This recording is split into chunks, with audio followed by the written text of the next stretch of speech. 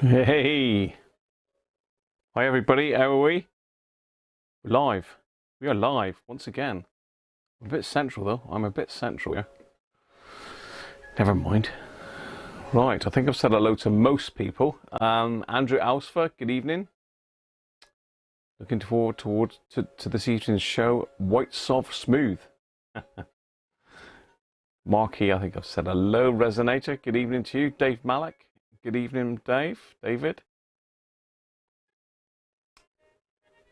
Benji, yeah, I'm back out the loft. It was a quick dash out, wasn't it? I literally left myself about 4 minutes to get up and grab a couple extra radios. So we're Christmas live still, and it's the 20th of December. I can't believe I've actually managed to do 19 live streams so far, but some of them have been mental, haven't they? Like 4 odd hours one night, I think, wasn't it? 4.5 hours, something like that. Gone past midnight a couple times. Crazy, and all I was going to do was an hour a day. Look, it's typical, isn't it? Sod's law, really. It's always going to go over.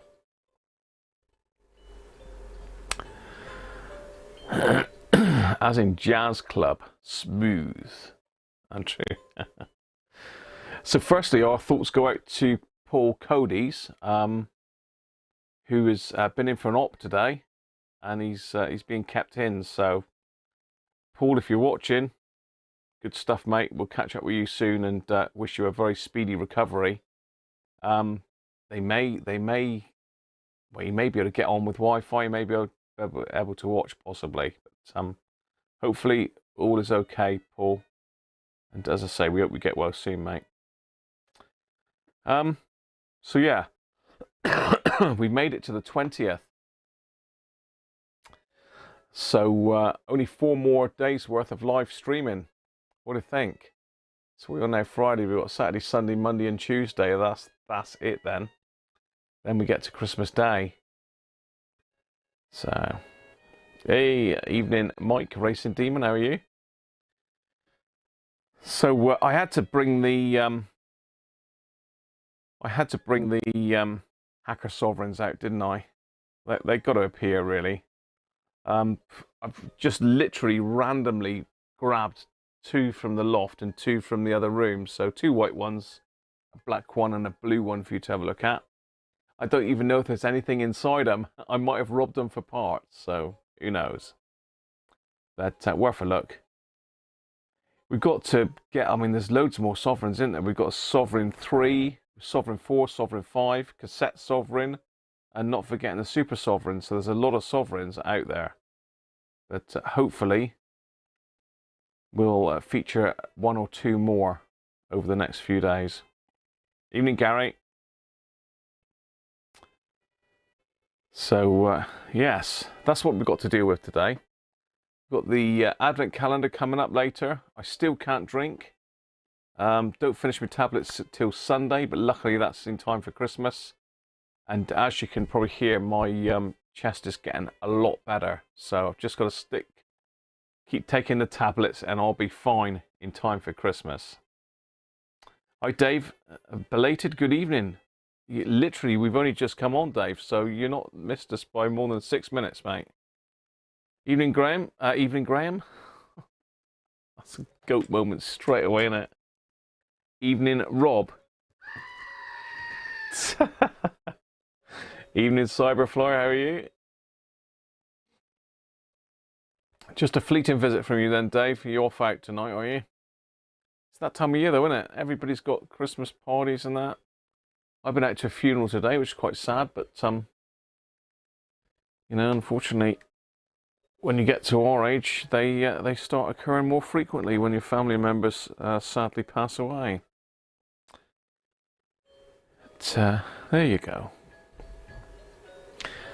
So yeah, like I say, Sovereign 2 today to have a look at. I'd love to have continued the R707, but to be fair, it had 3 outings, and that's taken up 2 of my radio slots. So we've had to like sacrifice two more radio varieties for the R707, I should say. But anyway, as I say, whether these radios work, I do not know. We better get on the Christmas scene, haven't we? While I sort out my picture-in-picture, let's get you on a bit of Christmas scene here. And we've got Derek's tree. I don't know if Derek's in at the moment. He might be in later, you never know.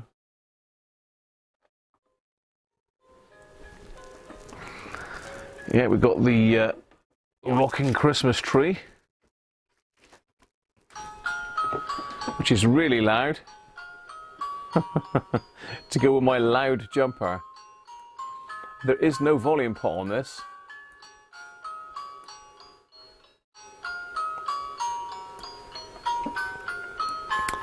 There is no volume pot on it, people. My mic should cut it out when I talk, but if I don't talk, it'll blow your ears off, I expect.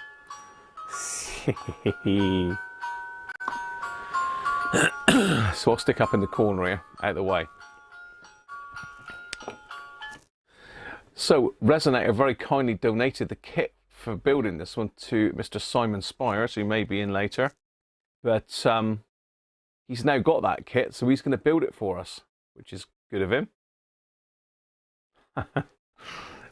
Simon may want to incorporate some sort of volume control in his, rather than just take the speaker out.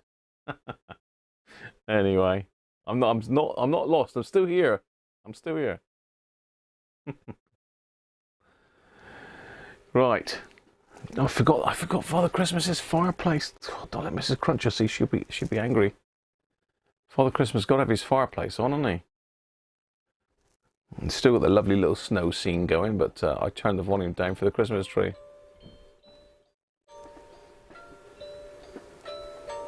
I think that is getting a bit quieter.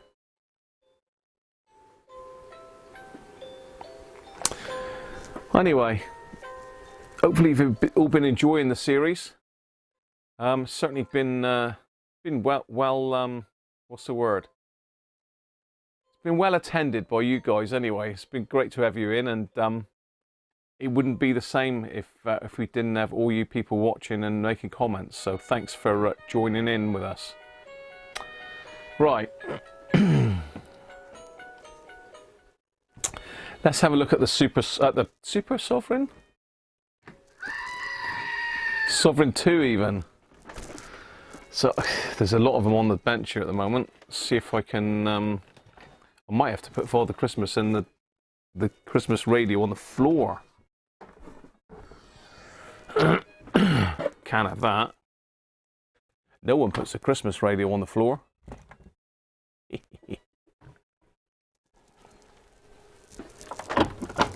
Let's get him twanging away in the background.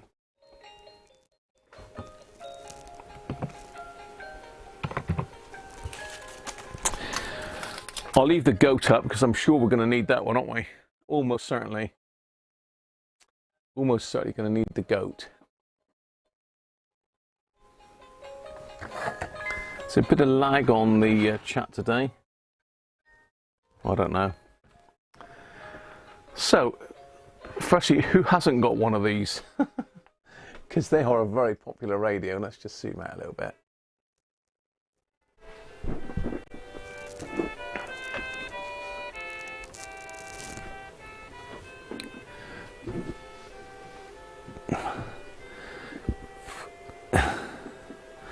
Been an education, SJD. Evening, Colin. Glad you've enjoyed it, SJD, and welcome on board as well. I don't think we've seen you in chat before, but a lot of people don't chat. So there he is, Paul. How you doing, mate?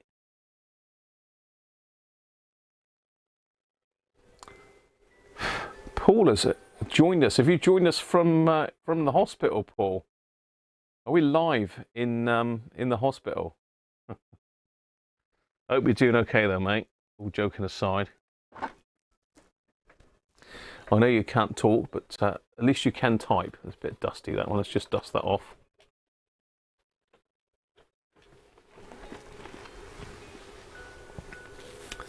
Live from the sickbed. How about, mate? Hopefully we'll keep you company, Paul. We can't be there in person, but we can join you live.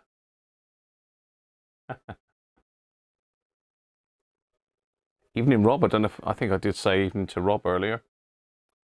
We got 2 Robs in. That's always confusing. So the Sovereign 2 then. Sovereign 2. Oh, you were Stephen Devereaux before. Ah, okay. You've got a new YouTube channel, SJD, have you? We will have to have a look at that one then. Ah, that's the SD, Stephen Devereaux. Got you.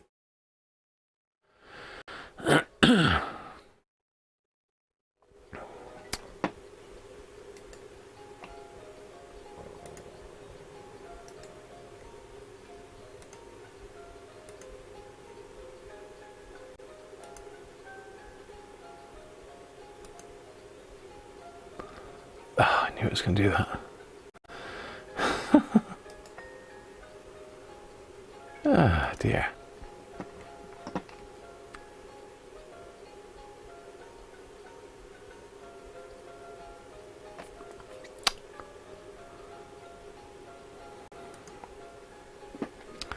For some reason, when I click on go to channel,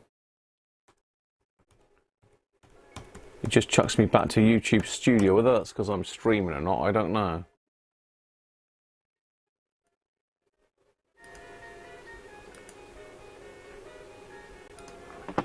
Anyway, hey, good morning, Wenlock. How are you down in hot Australia, mate? It's boiling hot. I've been watching it on the news, well, every day, really. Hi, Linton. How are you? Listening in the shed tonight. Wi-Fi not so good. Ugh. Chris, all the gear, no idea. Cool hello to Paul. Hope you're assisting on a bed bath. Make sure they don't miss anything. Hi, Brett. How are you? It's cooled off now. I think. Thank God for that, Wenlock. Mine just cooler in the early mornings and the evenings. Right.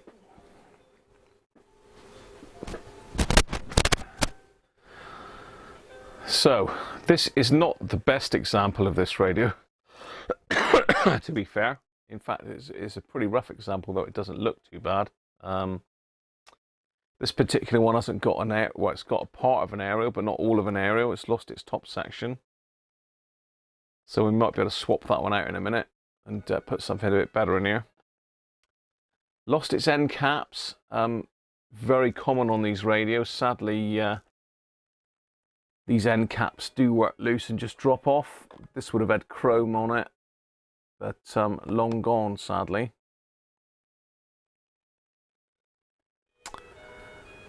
Same on the other side. Also, someone's replaced the rec scene on top pretty badly. I don't know what they've got it out of, but it certainly isn't. It isn't hacker rec scene, and they've done it. It's got a cut in the middle, join in the middle, so not brilliant, but not the end of the world. Can be sorted. Other thing I've noticed is the knob here has got a big crack in it, so that one's broken and been glued back together. Hopefully they haven't glued it to the spindle. Which, yeah, they have. Yeah, that's good. It's a good set to have a look at. Let's have a look inside a minute then. See if there's any, there might not be anything in this. Oh, there is. Okay. There is inners, and I've got a little note in here. Is this my writing? No, this is not my writing. That's always a worry, isn't it?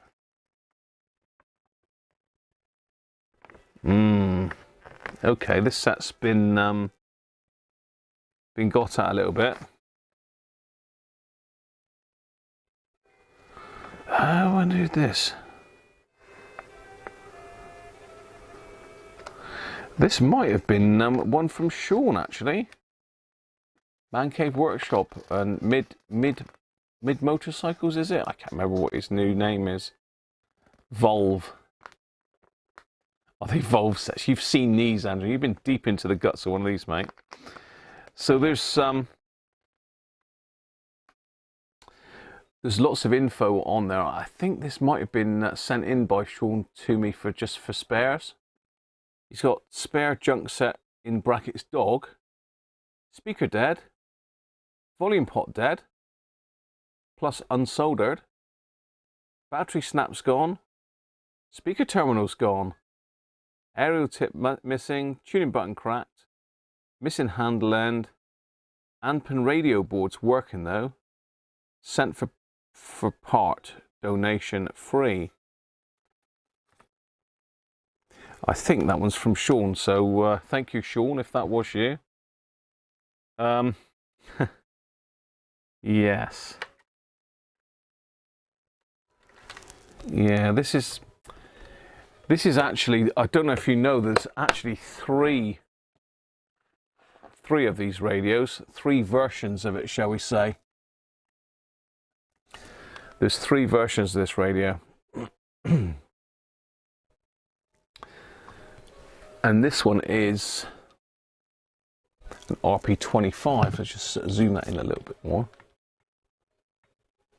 Get rid of the black borders. This is an RP25. And also here we've got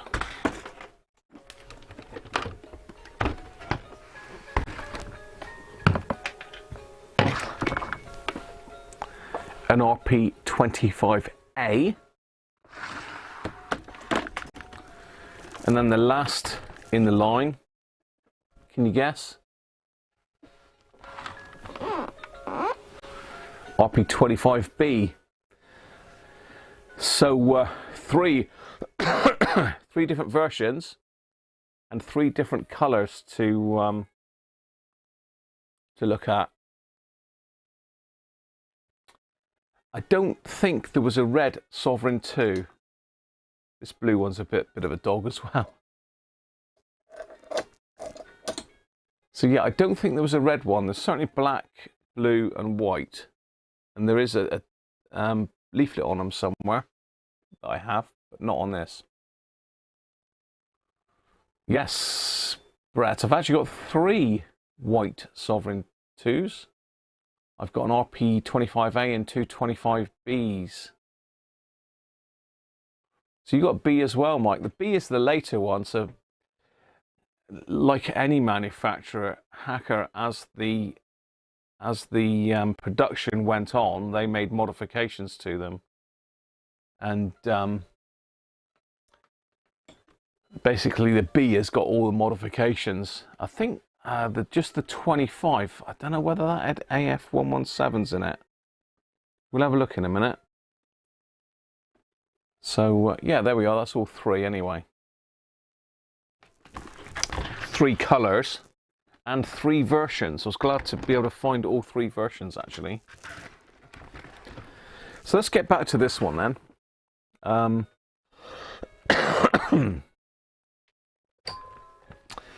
So as we can see, with speaker wires aren't connected. Battery wires had it. No good. Volume pot's been disconnected. Just trying to see if this is got the AF117s in it. No, it is. It is got. Let's try to see. Yeah, no, it's got silicone in it. Silicon. Con. If Paul can make a red Sovereign 2, that would be interesting, Paul, actually. That would be interesting. You've had a quick peep, have you, Chris? Yeah, that shiny silver one is very nice, Chris, isn't it? Very nice bit of kit. I've done nothing to it, mate. That's exactly how I got it. So someone had been in there messing, and I basically picked it up for some spares for my Cobra radio, shall we say. Yeah.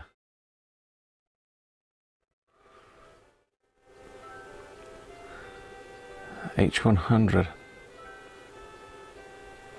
Used to enjoy having a quick feel.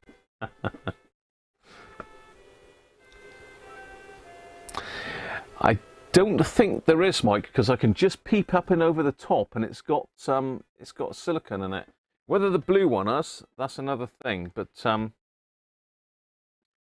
we quickly pop this one out of the case and have a look, or do we have a look at the other? Let's have a look at the other ones first before we go ripping into any.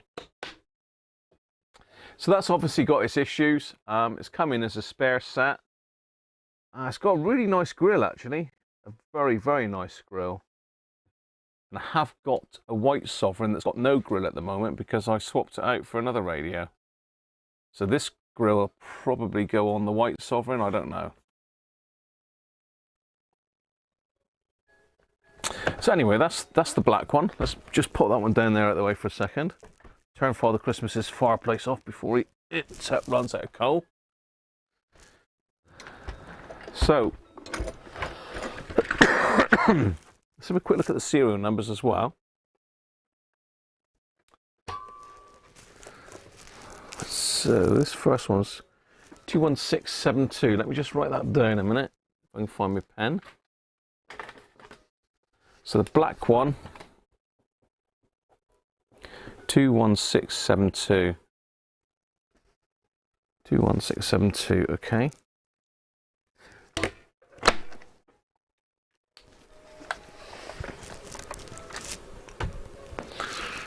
So the blue one, I don't think that's the actual handle one at the moment. It's got the end pieces missing, so this one's possibly been got at as well. I like the blue colour though, to be fair. And it'll clean up a lot nicer than that. Again, the grill don't look too bad on this. There's quite soft aluminium, the fretwork on it, so it's very easy to get dented in. And this chrome bit as well can get dented very easily. But again, a nice grill on that one. Nice hacker badge, all good so far. All the knobs are there and present. Sovereign 2, this is another RP25. Have we got a serial number on the base? So this is a later. So the blue one is 40982. So 40,000 is another 19,000 higher serial number, this one. Aerial. Yeah, we got a slight kink, but pretty good aerial on that one. Definitely serviceable. It's good news because aerials for hackers are mega difficult. Give you a goat for it. For what, the blue one?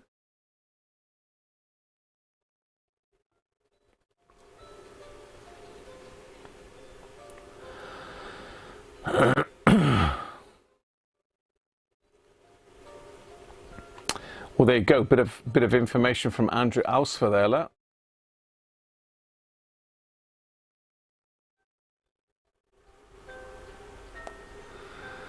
So the RP25 became a 25A with a change of the FM tuner, and we'll see that in a minute. It's got a different FM tuner on it, which is quite noticeable. 25A became the 25B when the FM IF board was changed from one using discrete transistors to a board using the TAA920 IC. There you go. Cheers, Paul. Yeah, don't forget to give it a thumbs up, people. If you're enjoying it, thumbs up. You like the blue one, Brett, yeah? Nice colour, isn't it? Hi, Simon, he's there. We were just talking about you earlier, Simon. Your ears are burning, that's bad. Which one have you got? Just the 25, Simon, or the 25A or the 25B? Definitely headphone socket is an issue. Once again, headphone socket is over here. Smack bang in the top of the set, so any dust and muck straight in there. As soon as you plug a headphone in, it jams up and goes open circuit. Blue one's got a white grill as well. This one's obviously come loose and someone's very kindly stuck it to the rec scene. if you've got one of these grills that's broken or come off, don't stick it to the Rexine, because when you try and get it back off to do it properly, it wrecks the Rexine, or it leaves a nasty mark around it. So don't stick that on. If you follow some of the other videos, you'll see how to do that. It's pretty easy, to be fair. Scary when you're doing your own radio, but you know. Gram socket as well, yeah. So it's got the flashing LED tree version. Okay, so this one's got something missing. Can anybody spot what's missing? And this looks to have silicon as well, silicon transistors. Anybody see what's missing there? Any ideas?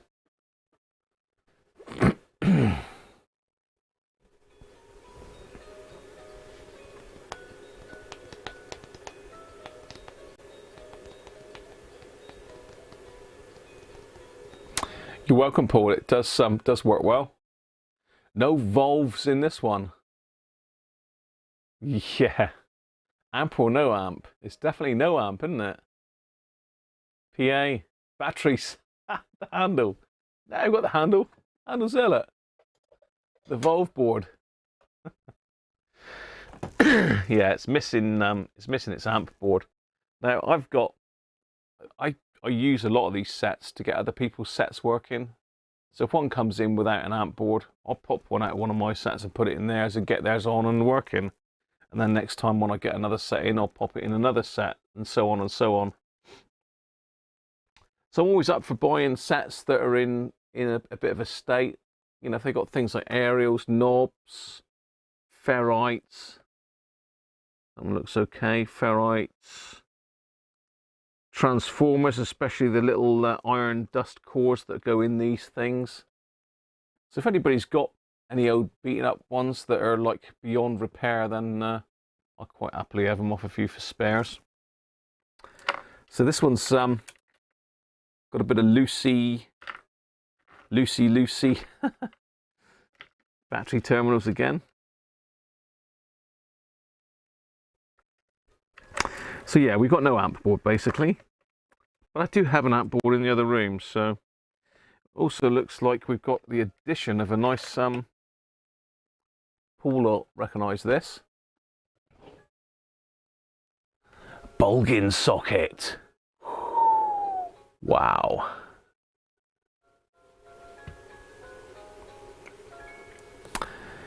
It does need some love and some valves, I think. I got a couple here. We could probably somehow, this is a DF96 that doesn't work. We could probably get that in there somewhere like that, couldn't we? We got a DK96, so surely that's enough. If we just wire them up in series, that'll be right, won't it? I'm sure that'll be okay. Bound to work, isn't it? Quick lash it up, and away we go. They do sit nice in there, don't they? What do you think?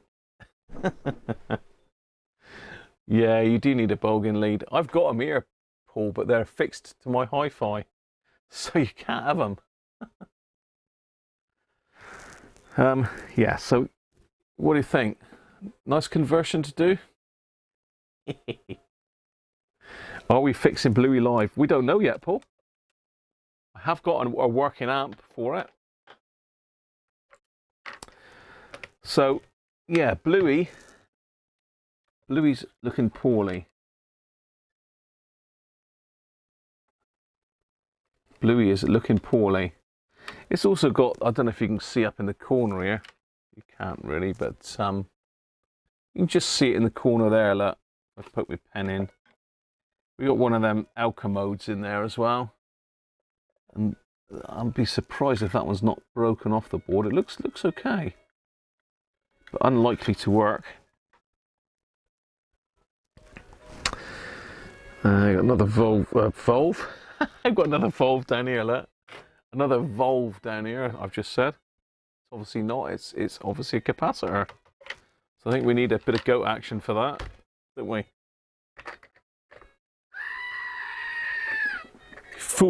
You fool, Graham. Right, so yeah, there's a possibility we can get that one working.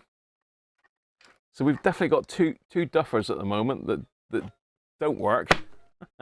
One blue one, which is ripe for restoration, really.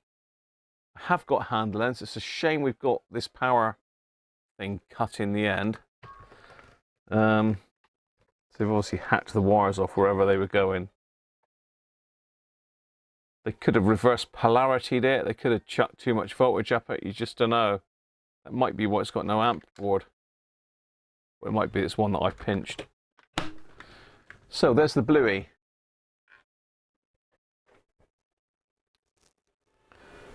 Hi there, hi there, Victor. That's a Volve lovers. I've started something now with my lovely southern accent. So how about a whitey? Snow White and the 7 Sovereign 2s. So this is the RP25A.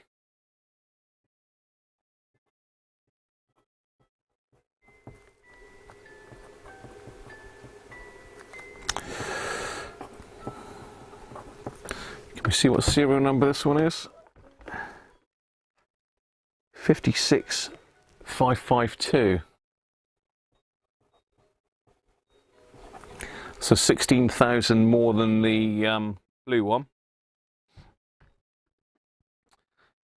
Now externally this was pretty good. Got a little bit of a dink in the grille there. It's had a bit of a bash on the front there by the looks of it. But easy enough to get out. Only a slight indent on that one. You'll also notice the knobs. I'm not sure how well that's shown up on the camera, but certainly the tone controls have gone quite orangey compared to the main knobs. And the knobs as a whole have gone quite yellowed. If I zoom in, you'll be able to see a bit better.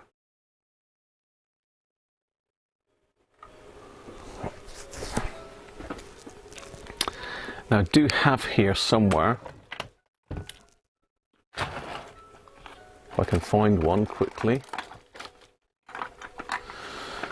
I have a brand new Sovereign 2 knob. Can you see the difference? I think that's just blowing it out a little bit, isn't it? Let's just pull the aperture. Oh, too much. There.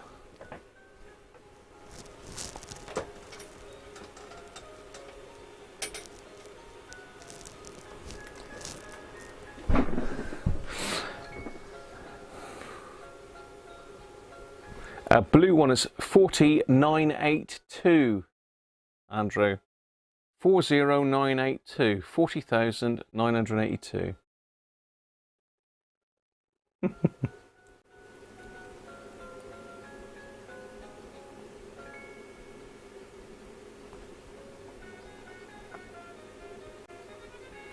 they're 18-volt sets, Chris. So you can see the difference, can't you? Quite substantially different. There was someone selling some of these back along quite close to me in Exeter, about just over an hour away. And they've got a little shop in there, and I meant to go in and pick them up. And I arranged to go in and then got ill. And I never heard from them again. I must give them a ring because they had the tone controls and they also had the one I haven't got. I've got some of the tuning ones, but I haven't got the on-off one. So again, that should be the same color. Again, you'll notice the buttons. They should be white. You can't quite see them. There again, they're off-white. There's a couple that are a little bit whiter, but these two are... I can't push them up at once. Yeah, you can see there that they're different colors. That one looks to be the whitest, and then that one, and then these two. So there is a process that they call retro brighting, and a couple years ago I picked up all of the gear to do it. That's no that's a plug for your channel there, Chris. I picked up all of the gear, but I had no idea what I was doing. No, no. I've got the gear to do it. I just haven't got around to doing it yet. I didn't actually pick it up for this radio. I picked it up to do one of those little Philips car radios. So let's pop the aperture a bit wider. No, keep going the wrong way with that. No, too wide, too wide. The iris as it is. Doesn't like white, does it, this camera? So it's exposing for the main part of the shot. If I hold my hand over that, it'll... No, oh well. So yeah, we've got white grill on the back of this again. This one's just hanging on by the cloth, so someone's stuck this one on again, which is sacrilege. And you'll notice these should be foamed as well. So there should be foaming underneath here. So these want refoaming as well, ideally. I've not done a Sovereign 2. I've only done a mini Herald at the moment. I've not done one of the bigger Sovereigns. I know Simon has. Simon's had a go at a Sovereign, haven't you, Simon?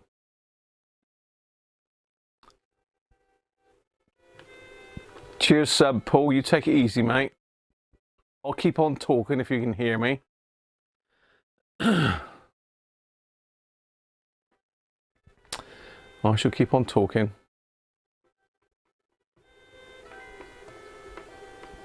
Yeah, Simon did a refoam on one of these using, I think it was stick-on pipe lagging, wasn't it, Simon? I think that's what you used, like the wrap around pipe bandage, which is taped.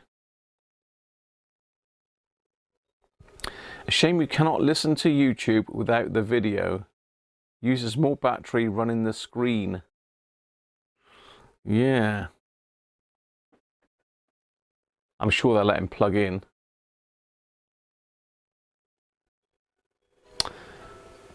Hi Daniel, you're at the Christmas do. Oh dear. Well, we're playing with that Sovereign 2s, Daniel, at the moment.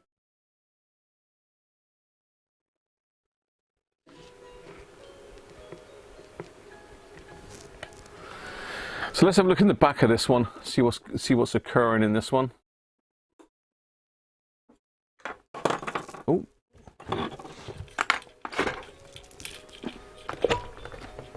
Hey, full house. We've got a full house. So can you remember the FM RF front end on the other ones was metal? The newer ones use this plastic encased ones.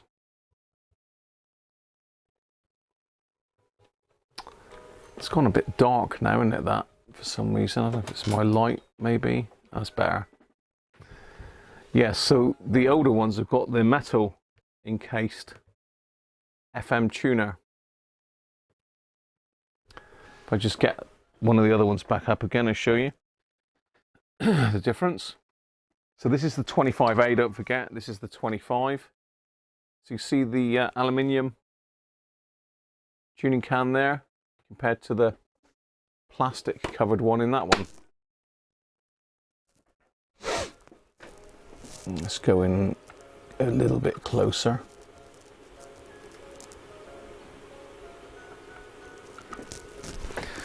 One thing I would say, if anyone's done any alignment on these, try not to touch this if you can help it.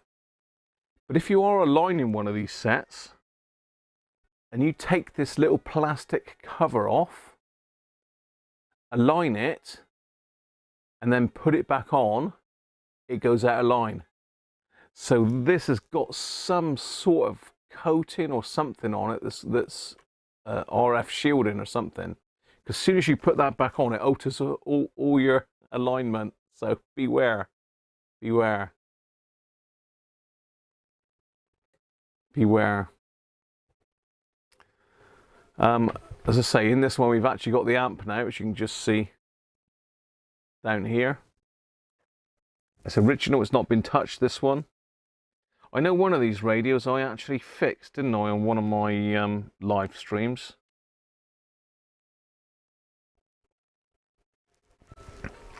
So there's a little label there that says 501F that's just dropped off.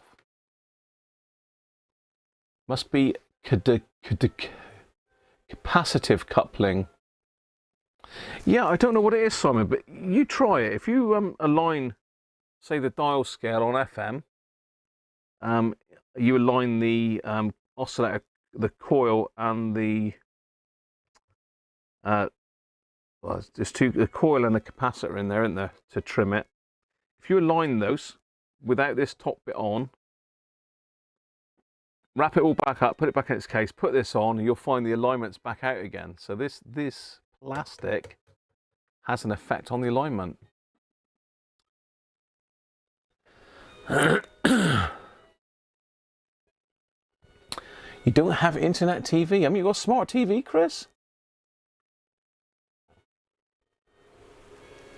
I think I've got one coming soon. A mate of mine's parents had a problem with theirs, so instead of trying to get it fixed, they just bought another one, and it's only the on-off button. Too much whiskey.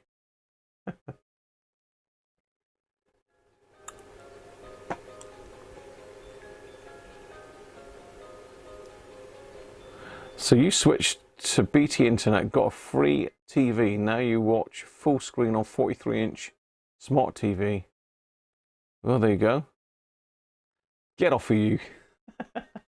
Get off with you, Chris. You probably made the things. You're not smart enough to operate them. You can make them, but you can't operate them. Oh, dear.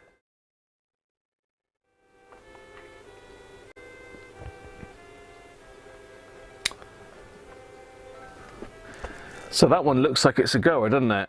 That one, I think, could be a worker. I don't know.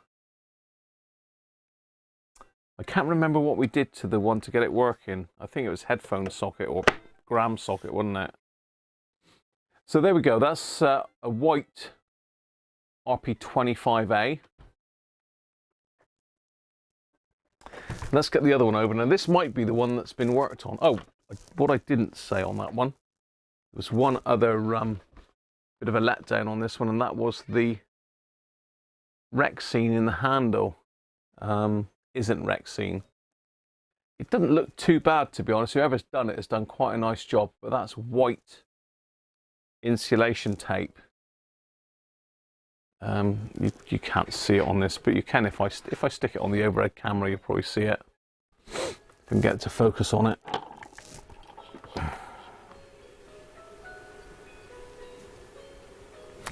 So can you see that? It's just insulation tape. Doesn't look too bad though, it's white, but I really need some white Rexine for that one. I'm not sure how well the cases will come up, but you can see this, even the Rexine is yellowing with age. So I'm not sure how to get rid of that, but there you are.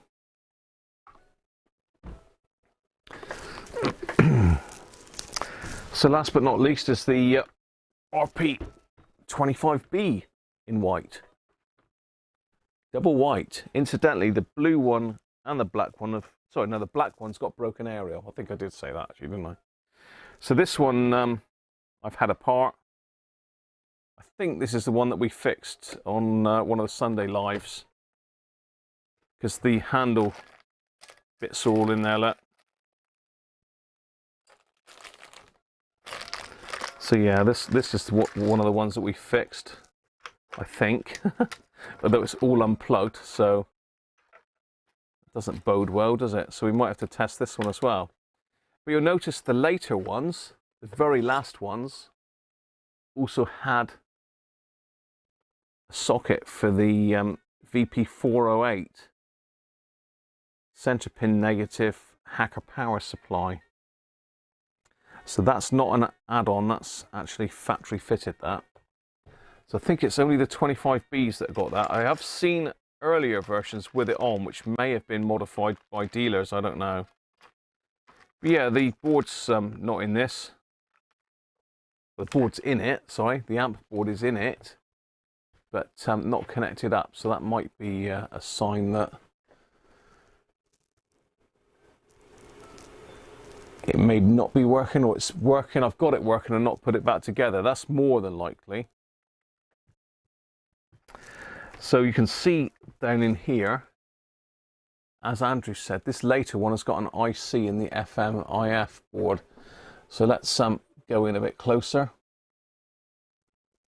Let's pop us over to that side. Up a bit, up a bit, up a bit, up a bit, left a bit. Fire.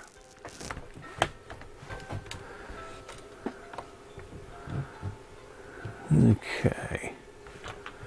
It's hidden under the wires there, but you can just about see it in underneath here. This is TAA 920 IC, just in there, just there. See him? Lurking. Let's see if we can go a little bit closer. There you are. So we've got very few IF cans. There's probably the last IF there, or that's discriminator probably. This might be one of the last IF. Although I thought the IF was up in here, but that might be the first IF. That might be the last one, or trimmer. But yeah, different altogether. So, and I think my other one is my other white Sovereign 2 is a 25B.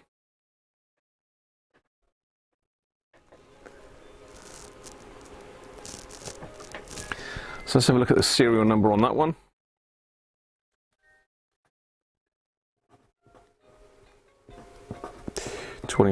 B, and that is 087624.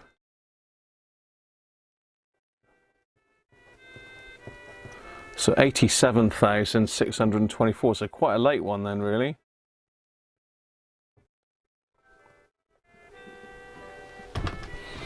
So there we are, my Hacker Sovereign 2 family.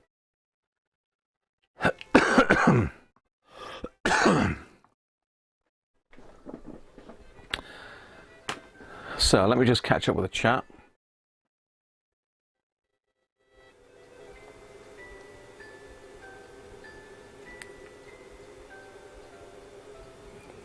So let's have a quick look at the chat. What's been going on here?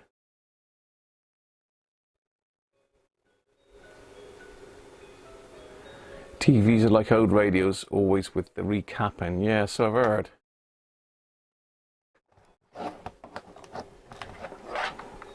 Oh, careful I don't disconnect everything.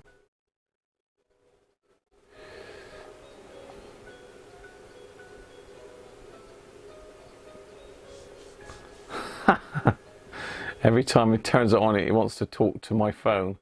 He's got a wife for that. It's like having Alexa, but it can brew up.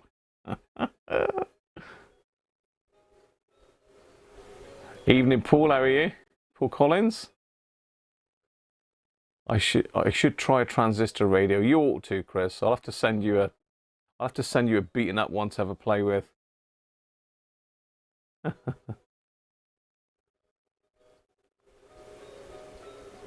You want the one with the world map on the flap. You want the Sony, do you?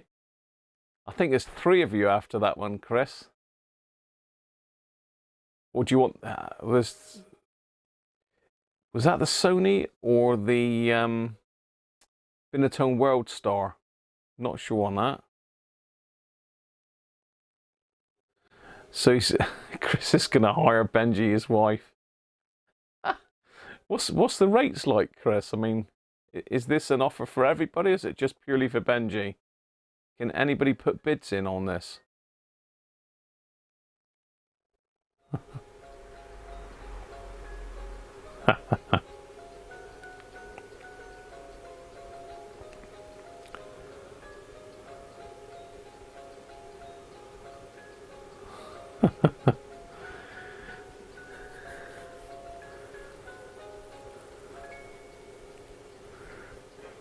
Yeah. Benji's got every room in the house looking like a workshop. That's the beauty of being single, Benji, isn't it? You can do what the hell you want. To be honest, though, I wouldn't be without Mrs. Cruncher. Don't get me wrong. Although she's a bit poorly at the moment. You like your Tanberg TP41. Not at a TP41, Mike. I would like one.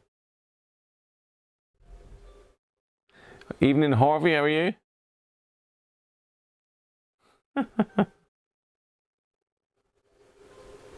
Chris wants a steeple tone. Evening, Keith. How are you? You offered 6 old Volve radios. Valve or Volve? I think it's Volve, isn't it? Is how you pronounce it. 4 French and 2 German. Ho, ho, ho. Did you turn it down, Steve? I hope we did. Oh, you like the Binatone? It's not the Sony, the Binatone. Oh, wow. I did let Gary have one of them, but I have got the World Star.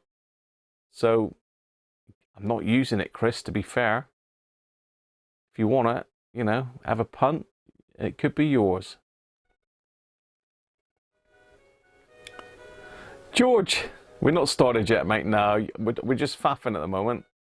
We've just had a quick look. It's live from Monkey World.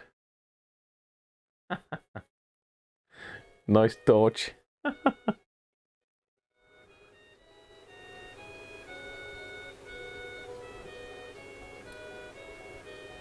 Yeah, internet problems are always a pain in the neck, isn't it?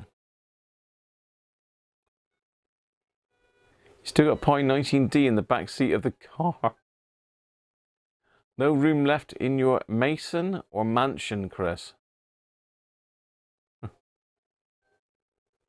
Monkey World is Sunday, Monday. Anyway, let's have a vote. What radio do we want to work on? Do we want to look at the blue, black, or one of the whites? Blue, black, or whites?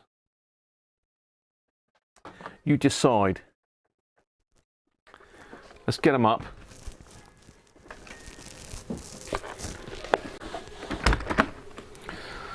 And you decide which way to go on it.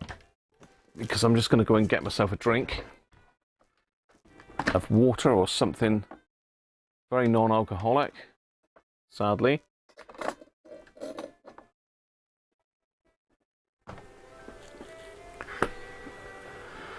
So, there we go. Blue, black, or white.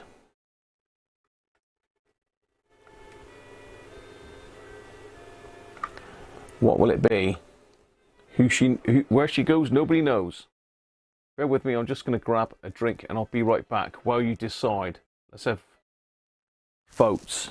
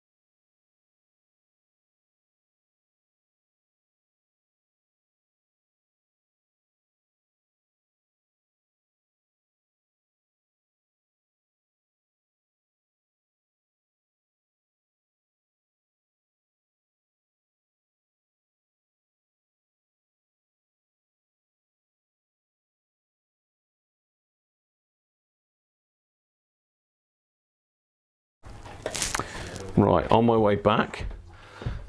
Is someone going to have a count up for me? Someone going to have a count up of the votes.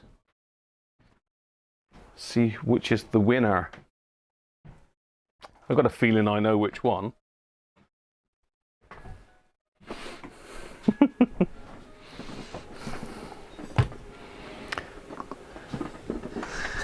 What's the verdict then? All of them, George. It's looking blue to you, is it, Harvey? Blue number 2.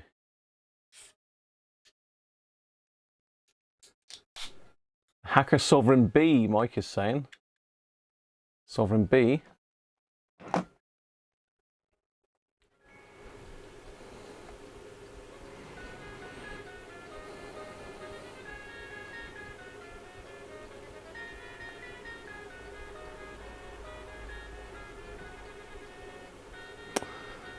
It looks like blue is definitely George is all of them, fixed them all. George don't want me to go bed tonight. Keith wants the white. Blue, blue.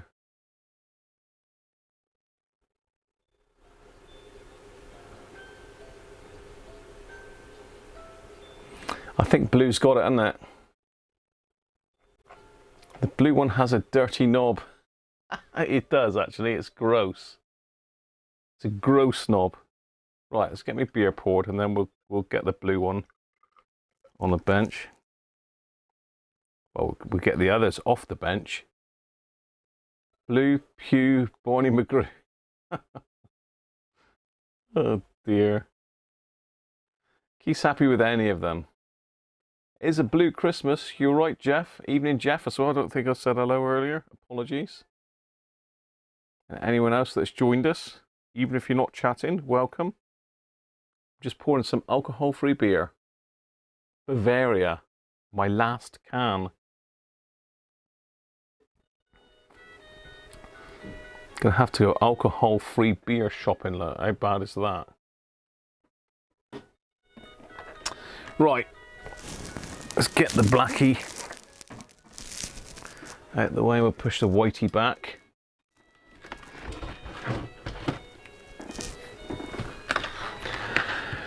Blue it is then. Blue is the colour. I'm sure there was a song about that once upon a time. I seem to remember from my childhood. I think it was Chelsea song, wasn't it? Not that I'm a football fan, to be fair. Not one of my sports really. You know, I'm a bit of an athlete, so I like darts.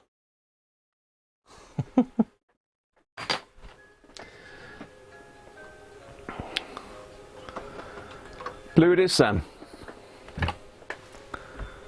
Yeah, blue is the colour, football is the game.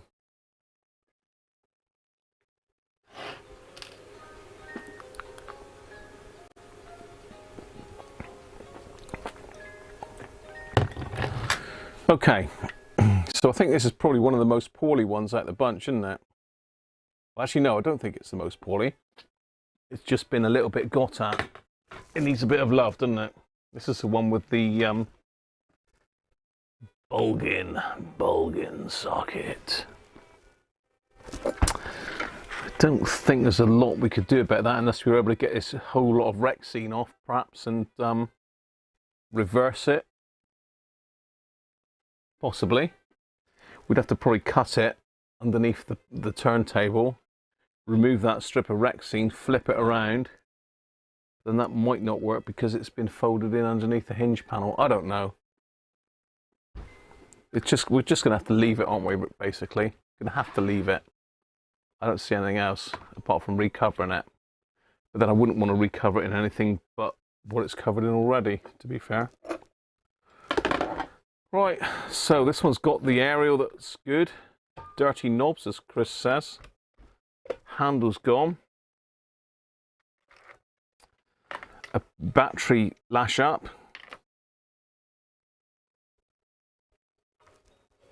And no amp board. So let me go and get my spare amp board a minute. Just literally over there because, oh, it was over there. What have I done with those then? Graham, where have you put those now? Obviously I'm well prepared again as per normal.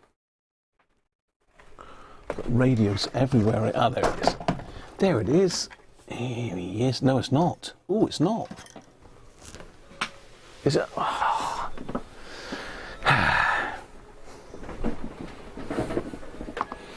I'm hunting for the amp board and it's just up here on my shelf.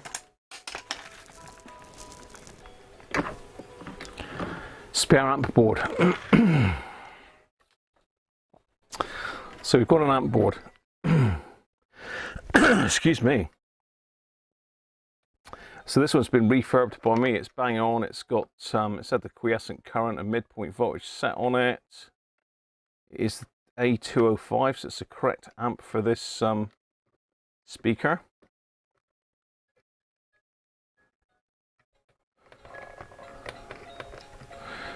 I don't think this is the radio it came out of. I think this radio came in without the amp board in it. What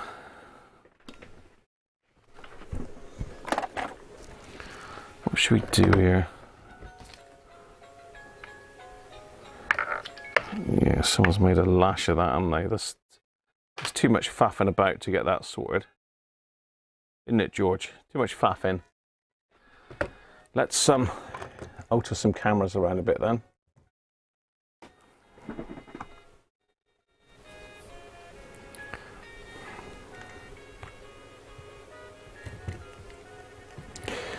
Just play with the cameras a minute. I'll just get my funny head in the shot. Scary. So let's put that picture in picture.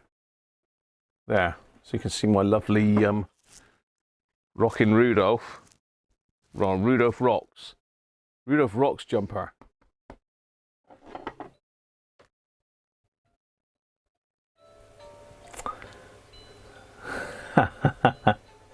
I'm a bit of an athlete. You like that? You like that, Paul, do you? Oh dear. Hi, David. Did I say hello, David Roberts? I'm not sure. There's too many Davids in here as well.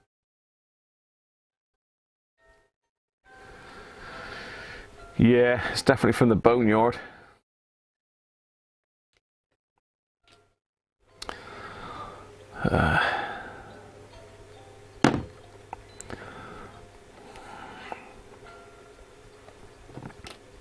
Let's cut that off as well. In fact, let's cut them off the same. No, we won't. We'll leave them as they are.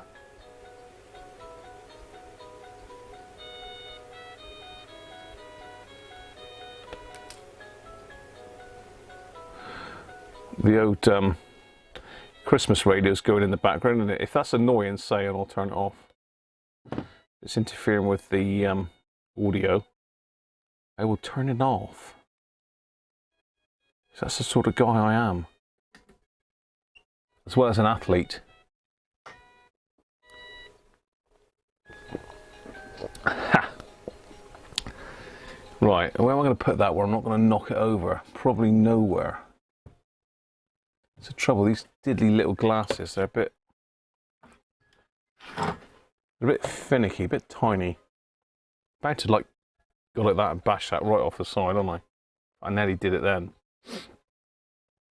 I just got the soldering on. I'm just going to tin the ends of those, and I'm going to use the clip leads to attach them.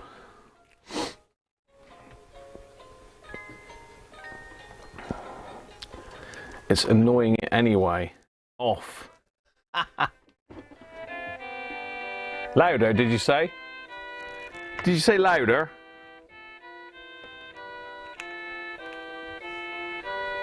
Was that louder?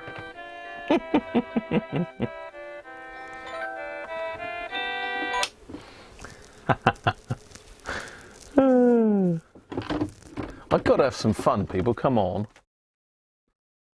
I've got to be allowed to have some fun.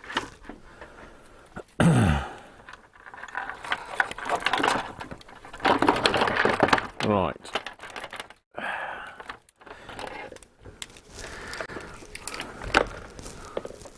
So this is 2 9-volts in series to give us 18 volts. So I need 18 volts on my power supply. Let's get the current limit down.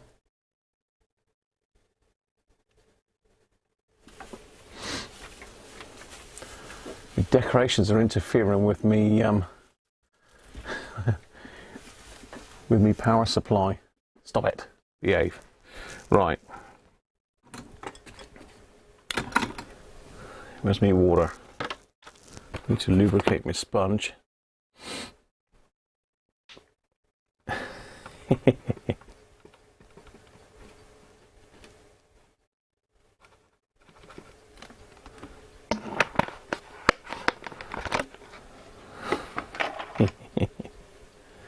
It's annoying anyway. What, the whole show is annoying, George? The whole show or just the radio?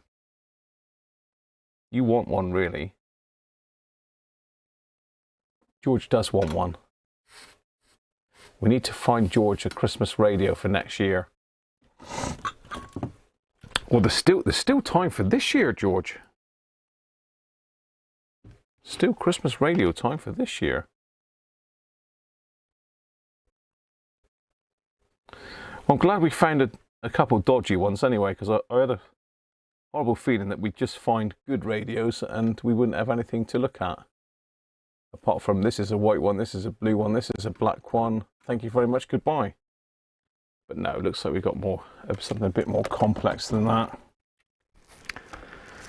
So let's clip these up with Doug's lovely clips. I don't know if I haven't seen Doug in today. He might be out doing the rounds this afternoon. I think it's afternoon now, isn't it? Right. So this is an unknown set, so the current limit is right down on the minimum. Literally just ticking over. So even if it goes to 30 milliamps, it'll still trip it. So what are we on here? Let's go VHF. Well, the current limit doesn't even like just VHF without even switching it on. Let's put the area up a little bit. And here it goes. Some people have problems.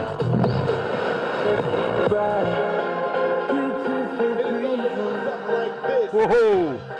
Hard club classic. Yo, yo. Yeah. 71 years, I think, the NHS has existed. It has been under those 71 years, and I hope that the Queen's speech yesterday demonstrated how committed and how serious Boris Johnson is about delivering Brexit and make sure we invest in our NHS, in our schools, in our security. Do you accept that over the last period, specifically since 2009-10, when either the Conservatives were in power with the Liberal Democrats on their own? That has got some serious powers. One of the things about the Sovereign 2, well, the thing is it's an amazing sounding radio. Still for me, the Sovereign 1, Sovereign 1's a bit quirkier and probably not as sensitive, but I think the Sovereign 1 sounds better. A bit warmer than this, but this is definitely a hacker hunter beater, I think. Let's face the mic. £1 was borrowed. Today, for every £23 we spend, £1 we borrow. Even under the measures we took in 2010 to try and balance the economy, to bring it back into line, we attempted to protect the NHS and schools during that period. Okay, the future of the NHS, Margaret Beckett. So that's half volume now. I think you would be right to be seriously worried. When I spoke about how after the 92 election things began to unravel, this was exactly the kind of thing that I had in mind.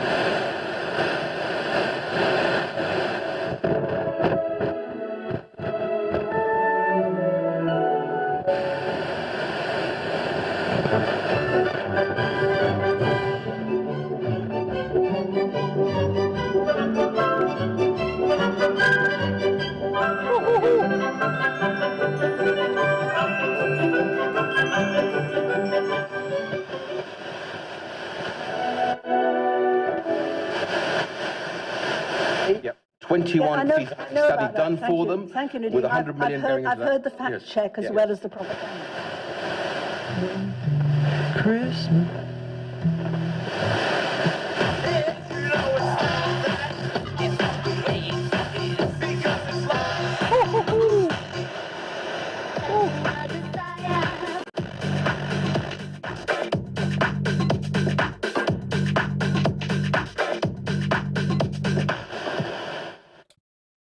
Okay. Oh my God, that sounds good. Did you hear the bass on that thing? That's mental. I'm not sure what you're saying there, Brett, or what you're going by, but I can tell you now that that is as good, if not better, than a Hunter. Now we can test it. We can test it because I've got a Hunter here that we fixed the other week. Certainly was a song to test the amp, Andrew, wasn't it? So shall we get the Hunter and put it side by side? And Brett, have you got a Sovereign 2, Brett? If you have got a Sovereign 2, have you recapped the amplifier board on it?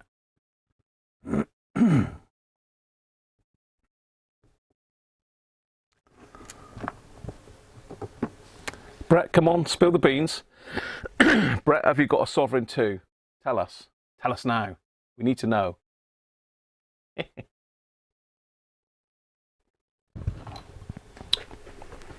I like a challenge. Let's get the Hunter. We all like a nice challenge, don't we? 18 volts, center pin negative. Look what's appeared in the house. Hacker Hunterage. So we now have a Bluey and a Hunter. Brett thinks the Hunter's going to win.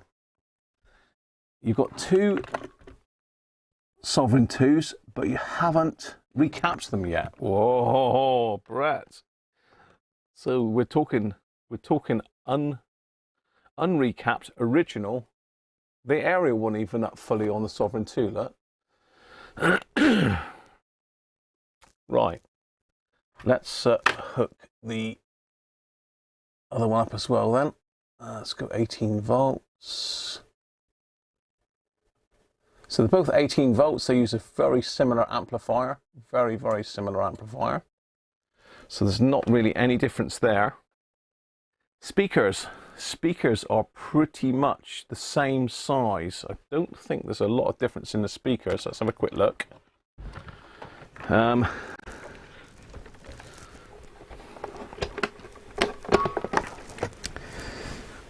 No, about the same, if maybe slightly bigger in the Sovereign.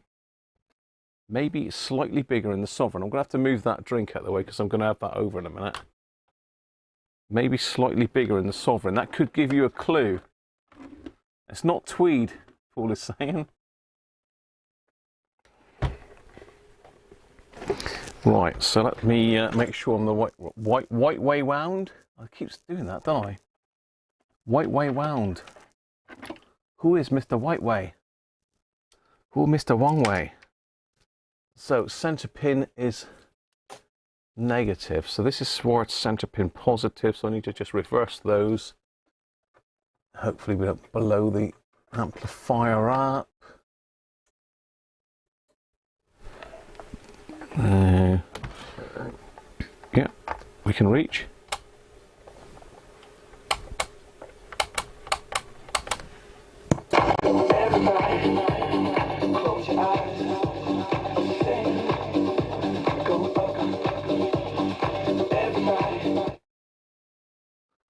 Oh, this is going to be interesting.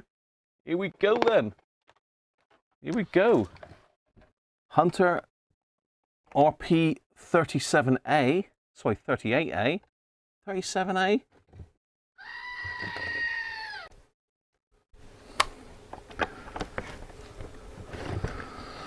Versus the Sovereign.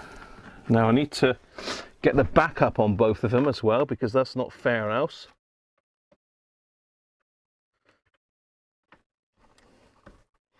I need to just get something underneath that one so it doesn't short out on anything. So bear with me. We're getting there. Love a bit of competition, don't we? Love a bit of competition. So let's slide all that in there and see if we can shut the back door, which we can. Right. I'm going to have to move them slightly apart because I haven't got a very long cable. Actually, let's just swap them around.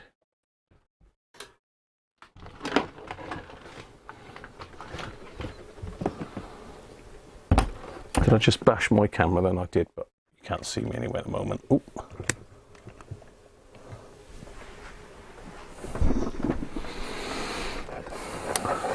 Right.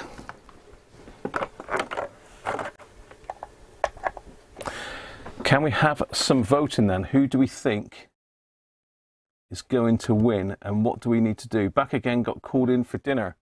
Simon. This will interest Simon, I'm sure.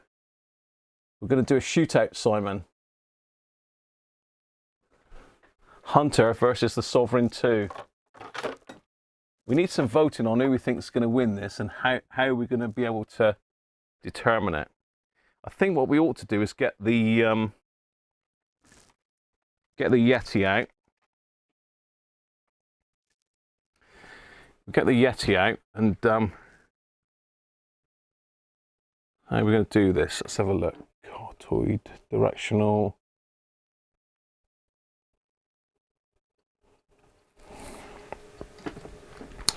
Yeah, I'm going to get the Yeti out to do this. Hopefully it won't distort because I've got it quite close.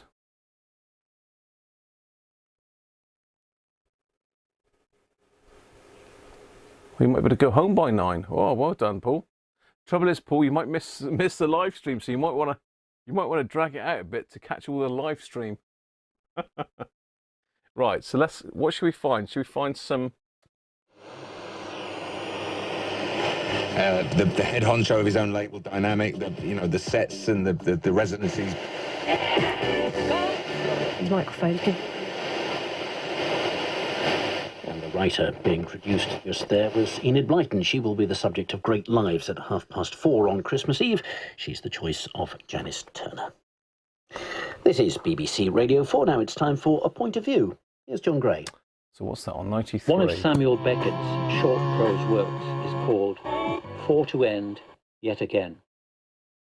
Beckett is a wonderfully comic writer, and here he finds a dark humour in one of the deepest human contradictions.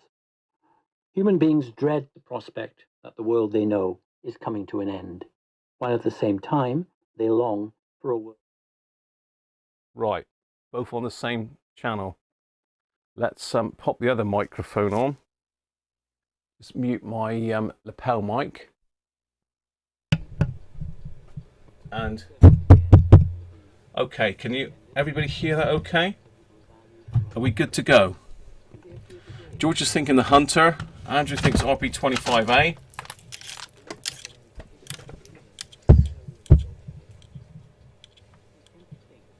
Evening, Doug.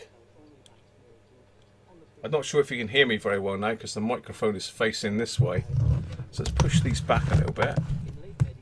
Pushing my camera. I haven't got the camera on. Okay. So this is roughly smack bang in the center of the two radios. It's not going to work that well, is it? So I'm going to have to move the mic for each radio.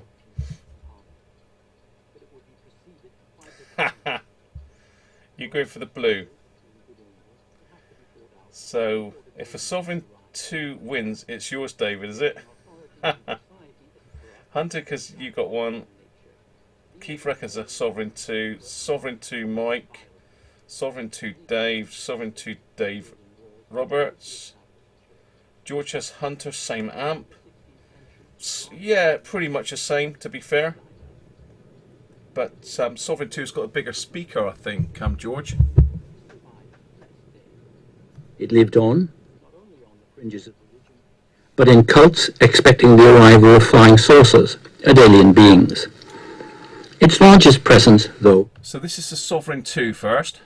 A belief that a new world was about to dawn inspired 20th century revolutionaries.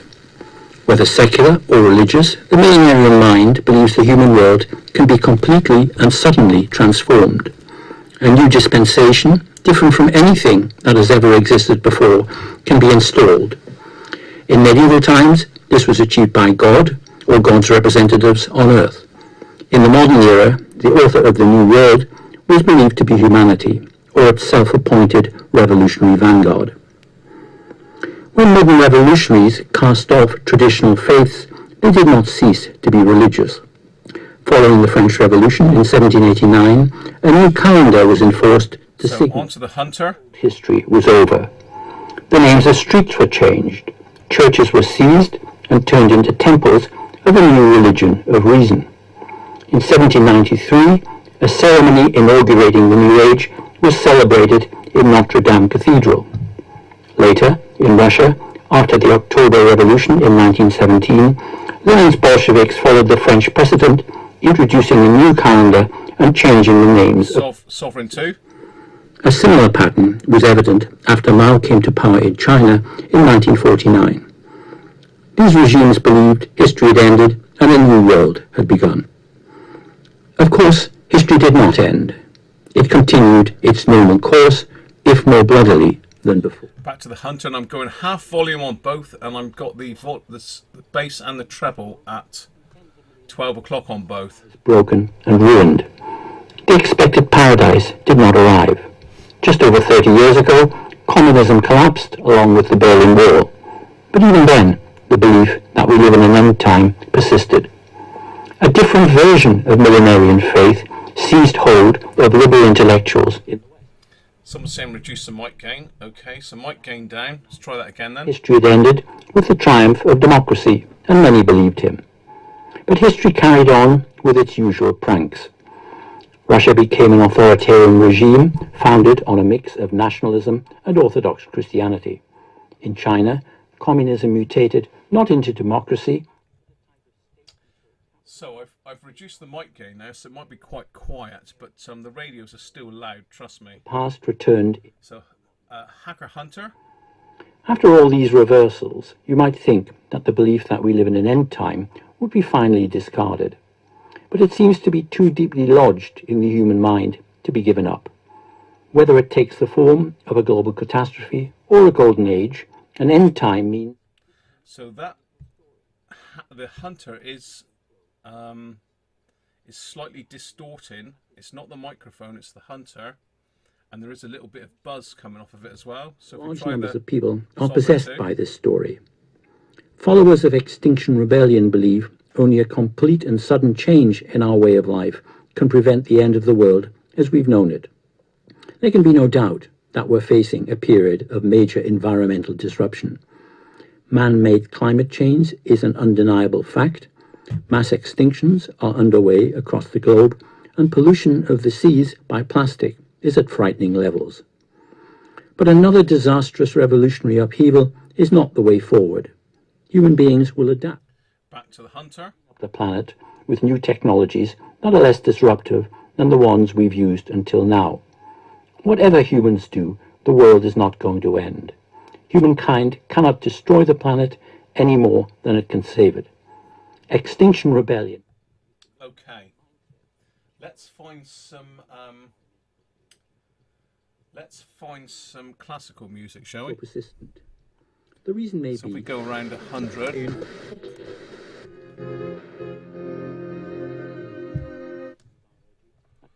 Classic FM.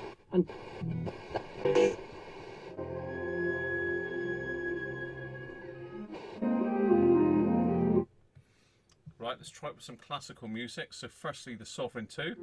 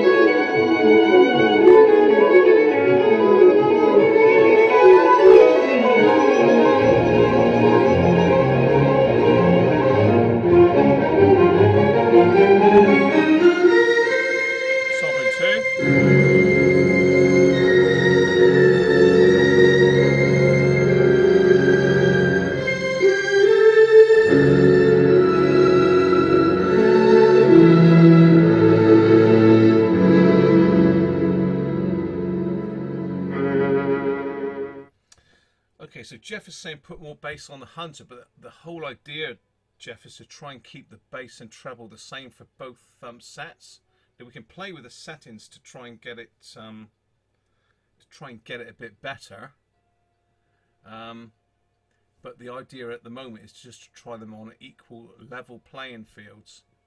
The Hacker Hunter does sound louder, but I think it's because the case is smaller, so the sound is more compressed, if you know what I mean. So let's try messing with the tone controls then on the Hunter.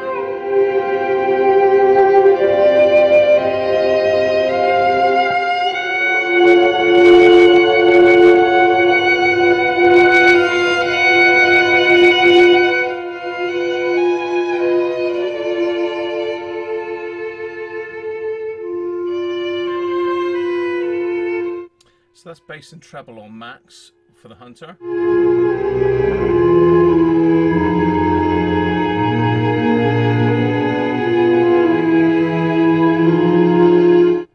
Sovereign 2.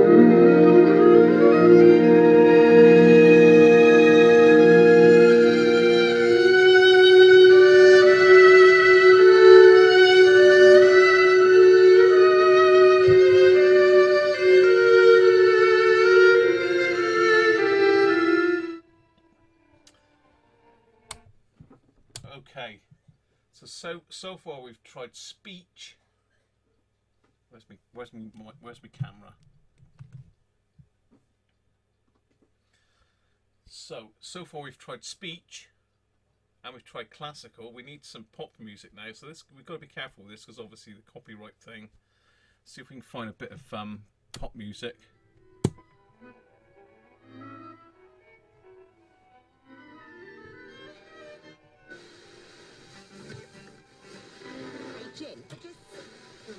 Says it's a mistake.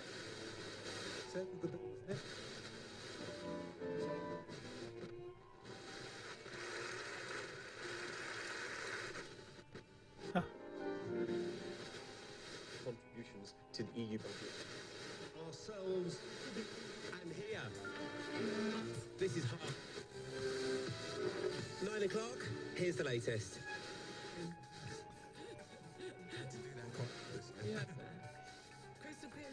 And we are now about to enter Zone 3, this epic programme. Where are we going, Pete?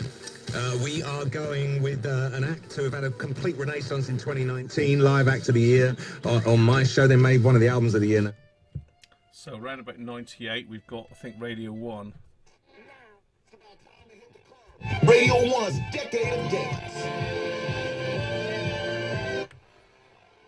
Okay, are we ready?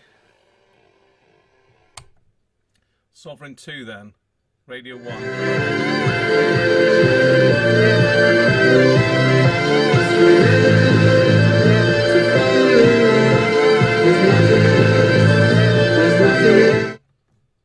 Hunter.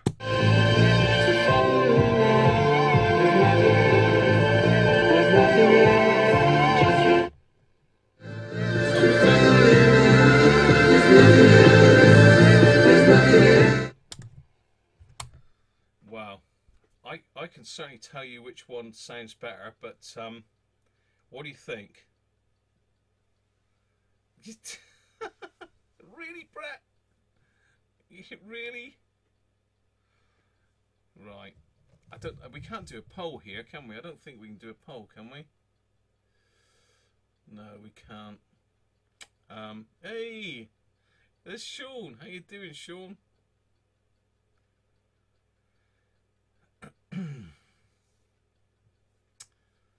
Okay, Hunter's the best all day long. Nah, I don't think you need to wash your ears out, Sean.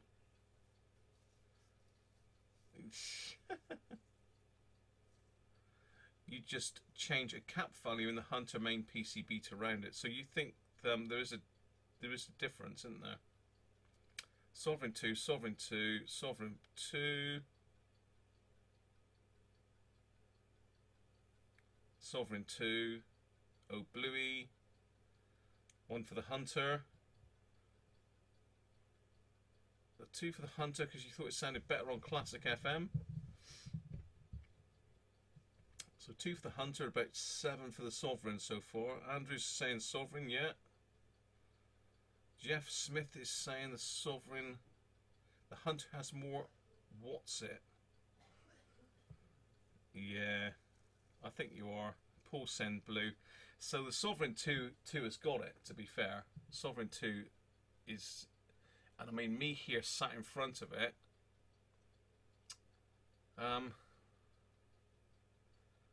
It is a difficult one, but I think definitely, and I think probably just the slightly bigger speaker and the bigger case is giving it more lower end and more mids, whereas the Hunter has got more treble. And this is with them at 12 o'clock. Obviously, you can adjust it to suit your ears. So you could sort of tweak it almost so they sound very, very similar. But for me, Sovereign 2, I think, sounds better than the Hunter. And that's saying something, really, because the Hunter is my workshop radio at the moment. Sovereign 2, obviously, I've just literally pulled that out of the loft. It's the older Sovereign 2. It's the RP25, not the A or the B. But it has got a recapped amplifier board in it, which does, believe me, it does make a difference. So, hi Jeff, the Sovereign does, doesn't it? Hi Mike, how are you? You're going for the Hunter just to even things up a bit. Now, come on, Mike, you need to have a proper scientific evaluation here. You can't just go for it to be nice to the Hunter. So it would be worth recapping the Hunter, but I still don't think, because of the case and the speaker size, that you're going to get the same sound out of both radios. You're bound to just get that little bit more bass out of the bigger speaker in the bigger set. But yeah, Brett, definitely recap one, mate. Do it decent and see the difference. So I'm still going with the Sovereign 2.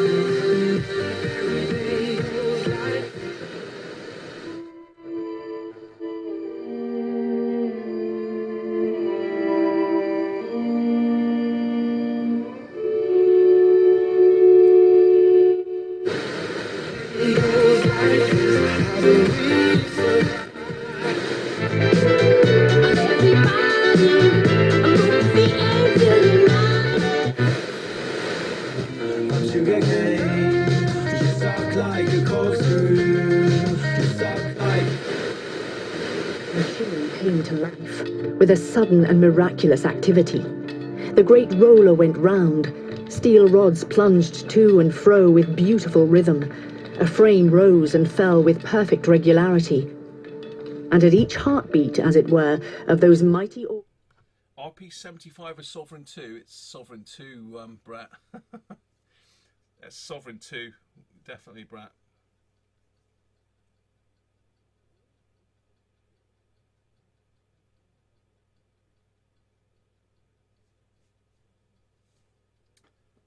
Yeah, Sovereign 2's got a better sound than the Super Sovereign. It's bigger speaker, Brett. That's all it is, really.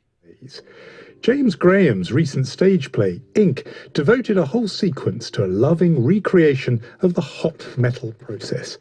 The infatuation has proved enduring.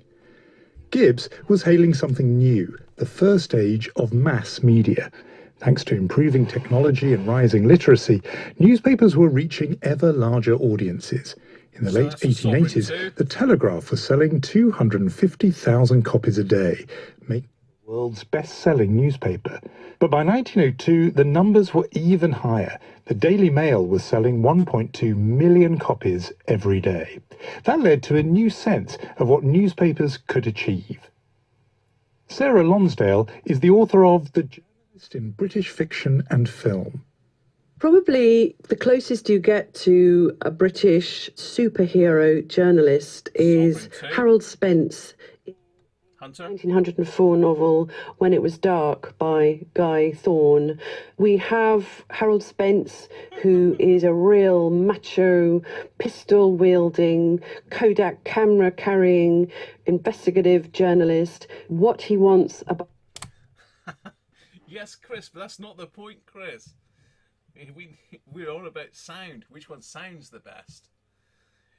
Saying that, I don't know. I like them both to look at. They're just so very different, aren't they? they are so very different. They're of a different era. Obviously, the Hunter is newer than the Sovereign 2. But yeah, but the whole point of this, Chris, was it was sound. we were just comparing it because Brett put it out there that he thought the Hunter sounded much better than the Sovereign 2, so we thought we'd compare it. And like I say, me listening here, I prefer the sound of the Sovereign 2. I think Andrew sums it up quite well there, really. The Hunter reproduces mids better. The Sovereign is all-rounder, basically fuller sound. And it is a fuller sound. It's got a bigger case, bigger speaker, so you're going to have that difference.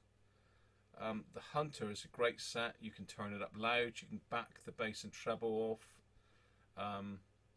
It's just slightly harsher. It's not as Andrew says, it's not as rounded and mellow as the Sovereign 2.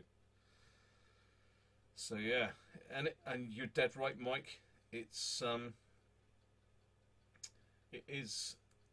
a matter of taste as such as it's a matter of your own personal preference as to how you like to listen to music. And I mean, for me, the R707 sounds better on classical music than the Hunter does, and the Sovereign 2. But really, the Sovereign 2 and the Hunter knock spots off the R. Well, don't knock spots.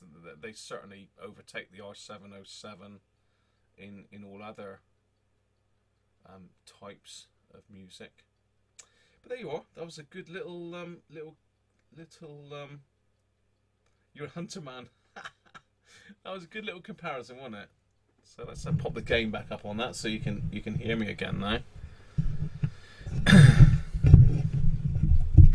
So we'll pop that microphone off and we'll pop my lapel mic back on. There we go. Back on the lapel mic. It's nice to compare things, isn't it? So it's always good to be devil's advocate.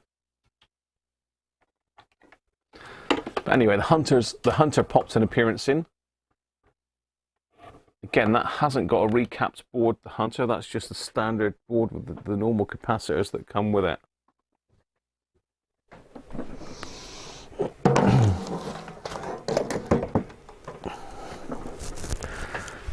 So what do we need? We need,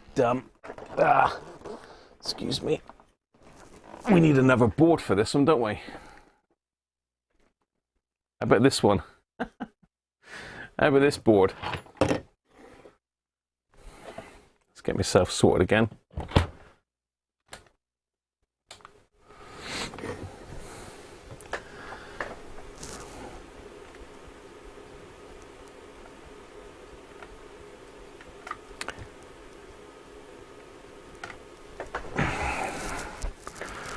It's another A205 board, look.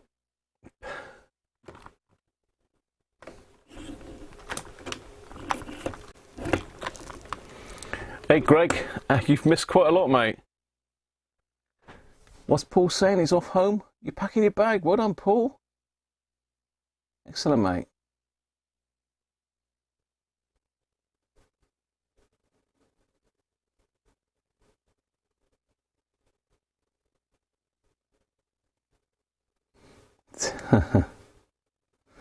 Good on you, Paul. We might still be here when you get back. You never know. What is the time? 9:10. Yeah, we're not doing too bad for time.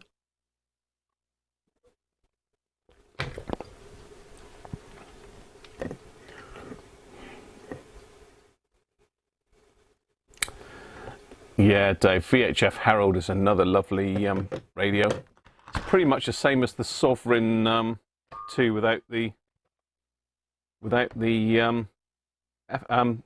AM board. Pretty much the same radio.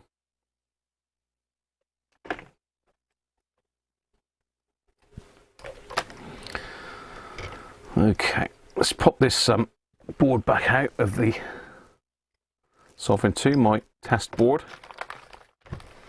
Amplifier board, that is.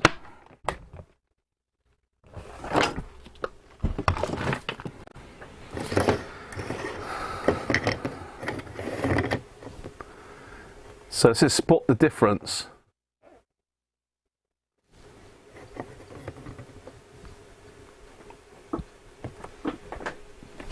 Perhaps just move them slightly apart.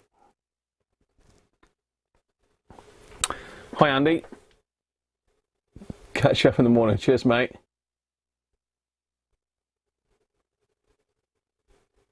What are you saying, Greg? Work is cramping your style. I thought you were at the I thought you were at your, was it your daughter's place? Or are you back, Greg? Oh, Mike's shouting. Stop shouting, Mike. Turn the caps off. Turn the caps off. One's got better output transistors. Yeah, you're certainly right there, Sean. In fact, they're so good, you can't even see them.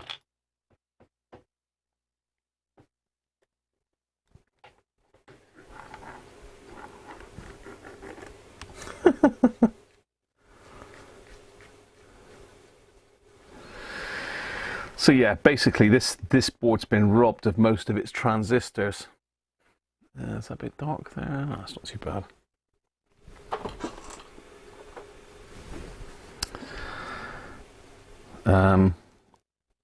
So this one as well, this looks like probably a later board, or I've done it. I think we've got BC 108s in there. BC 108s, 109s.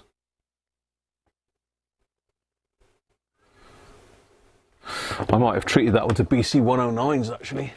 So I think, am I right in saying that the BC 109 is just a lower noise version of the 108? Yeah, 109Bs in this one. So yeah, I've treated this one. That's got BC 109Bs in it, and this one's got the old BC 148 lock fits in it. But we've got 1, 2 capacitors, 3 capacitors missing off the board. Oh dear, oh my, oh no, oh dear. Okay, this one's been mullered to hell actually. I don't know if you can see that or not. Let's have a look at the bottom of this board.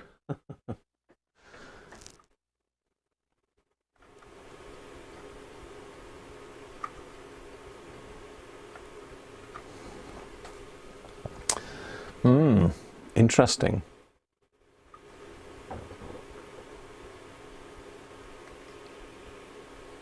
Don't think the main issues at the top there.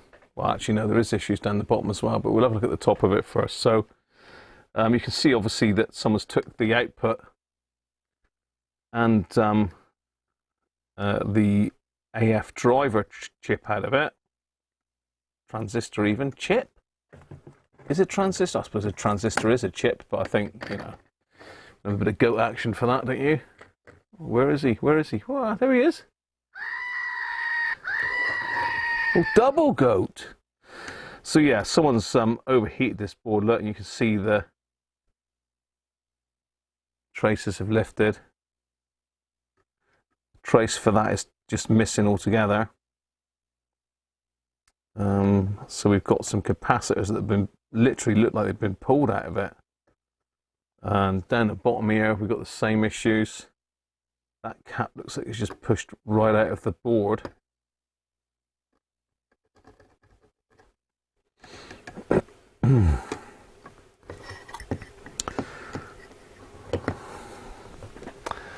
So yeah, and it's a bit dusty as well. More dust on the left-hand one than the right. Is that what someone's suggesting that? They ought to.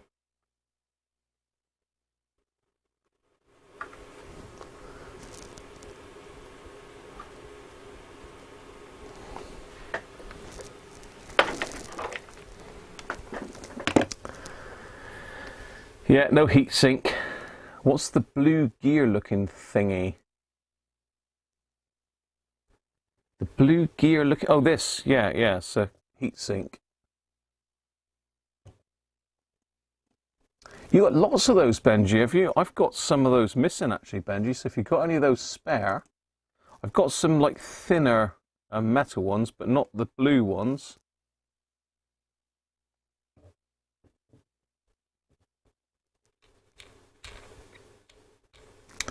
So Mike's saying that board looks like a face side on it.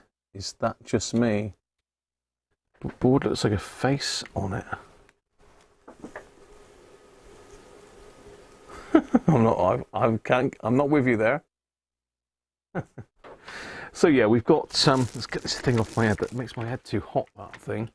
So we've got no output transistors, no T3, which I think is one of the driver transistors.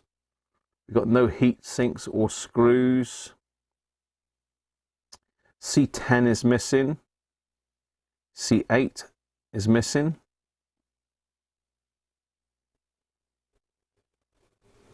C6 is missing, which that's unusual because that's a polycap. Well, it's a polycap on this one because I've changed them.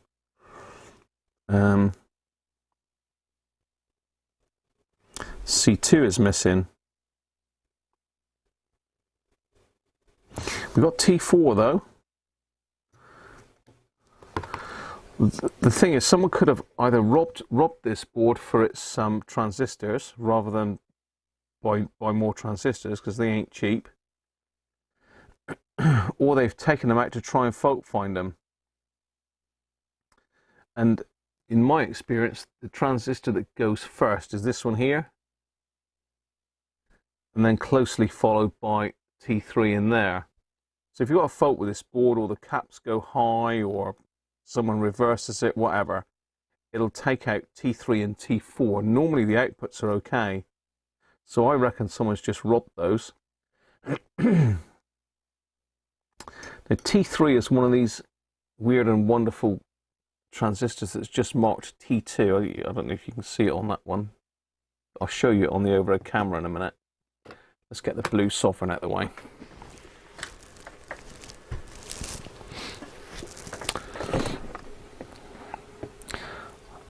So let's see if I can get that in the overhead camera for you.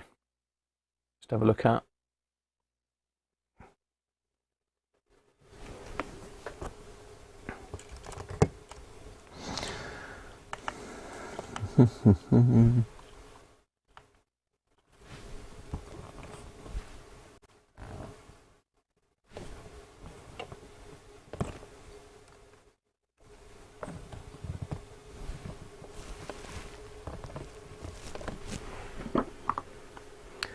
Yeah, you can just see that there, look, peeping in. See the transistor, where am I?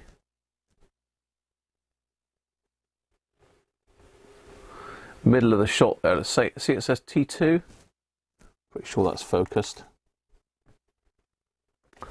Yeah, this one here, nobody really knows what that is, but it's I think it's either an AC1, 123 or a 128. I think is the theory.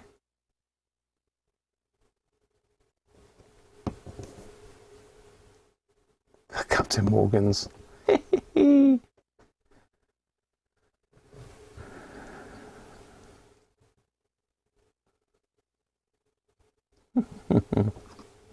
like the tropical fish, yeah?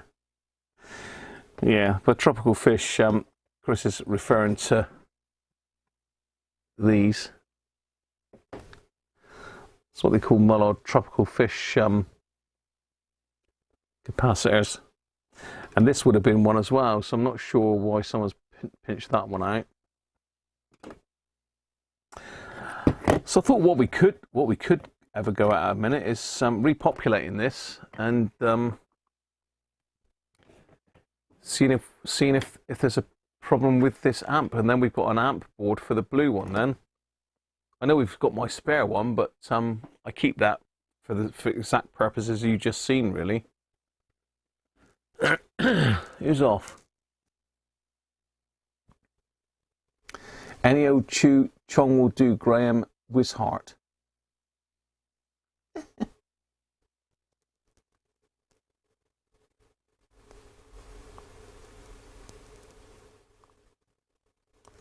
Signal going where I am, so think I'll have to catch up later. Okay, Mike, no worries. Thanks for joining us. Let's give it a bit of a brush off a minute. It's looking pretty shocking. What do you think? Shall we have a go at that a minute, or do we want to call it a day? Or do you want to try one of the other radios?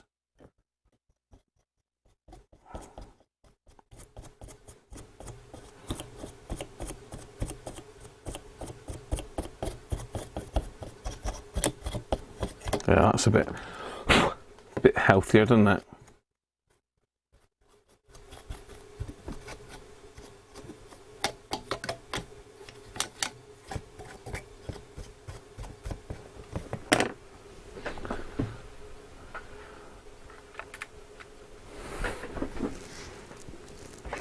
Rebuild it, fix it, take 10 minutes, rebuild. You just got an hour, have you, Greg? I've got less than that, so let's rebuild it, shall we?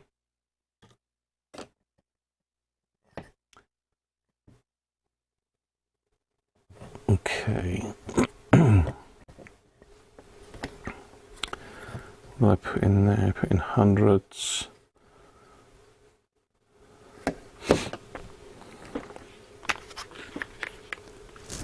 You enjoying it, Brett? Good.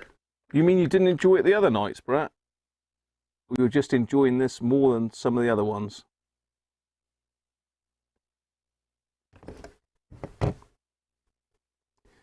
$220N. So we're missing a 220 nanofarad. Where's me non?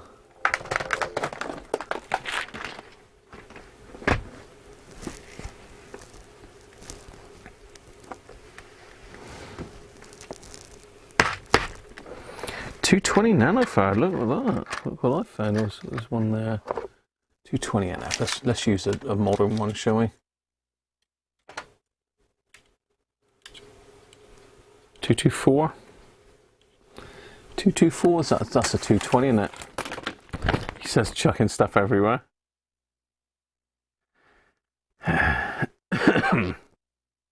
Yeah, 224. Okay, let's crack on then, shall we? We need to turn the desoldering tool on, so apologies for the racket in advance. Let's get this amp done. Forge some heat sinks. I don't think we need to.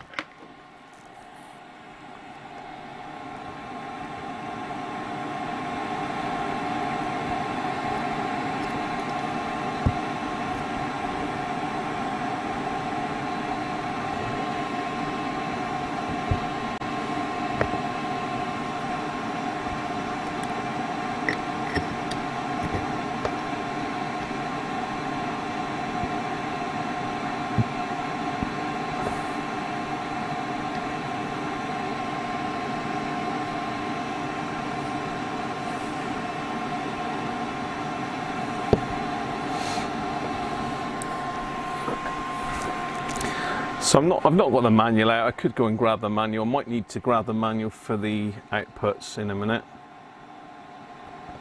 So I'm just popping a bit of flux on that. Let's to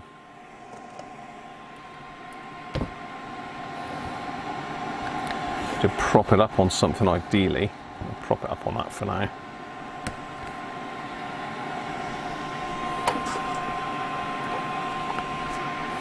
Let's just get it in shot for you.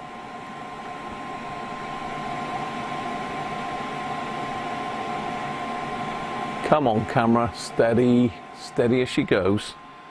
Do I want to be up in the top corner or not? Do I want to be up there? No, you don't see me, do you? You can actually, if I go that way with the camera. Woo! Sorry about this, people. Because I want to be in on it as well. There's that. See my lovely jumper now as well, can't you? Can't beat the jumper. Rudolph rocks. Rudolph rocks. Right, shut up, Graham. Get on with it. Sticking some Vichy, nothing but the best. We'll see what we got.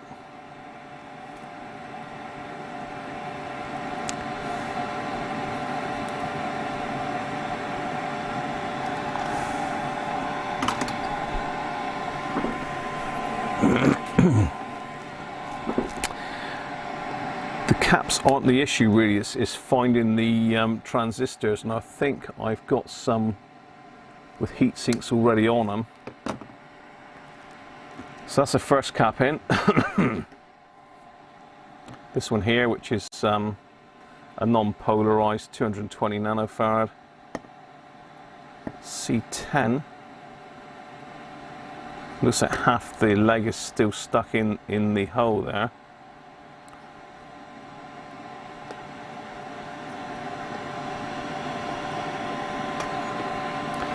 Let's get that out.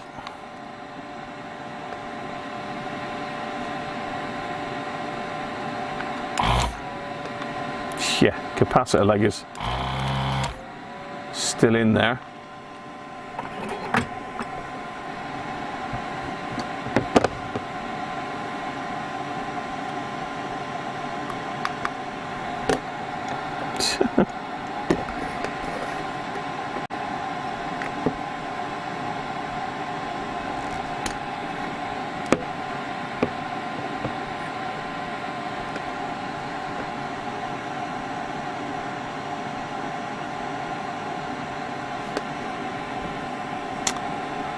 Okay, C10 positive to negative, so that's just been ripped out as well.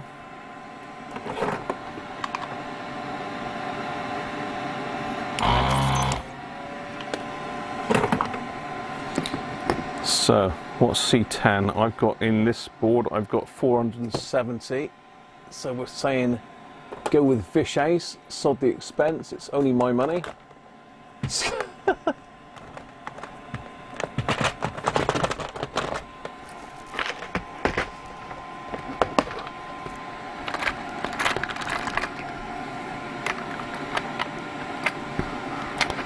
.470s, what have we got there? 25 volt.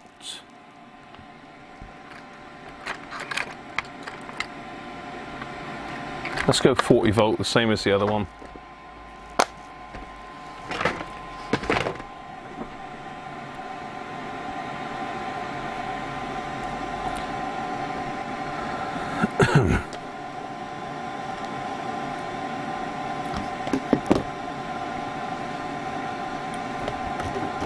Hopefully you can see what I'm doing. I am in a bit close there, aren't I? Let's just zoom it out a little bit.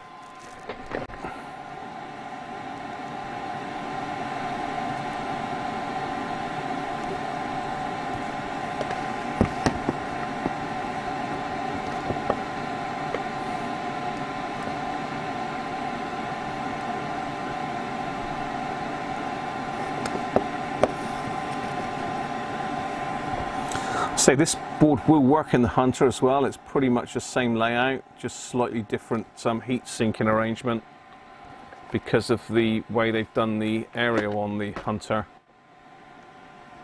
They've had to go with a low level thingy bob. Cheap caps prove the point that the sound is the same. I haven't got any cheap caps, George.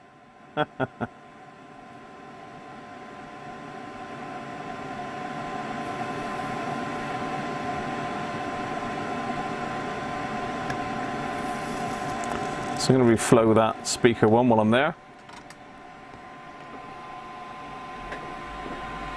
What have we done now? I've gone, where have I gone with the camera? So I need to be there really, over number 2.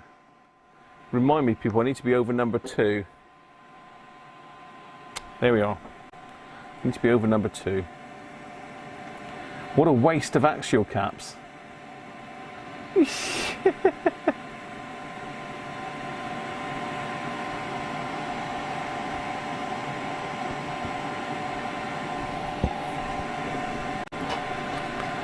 Yeah, no caps, Mike. No caps in the chat, Mike.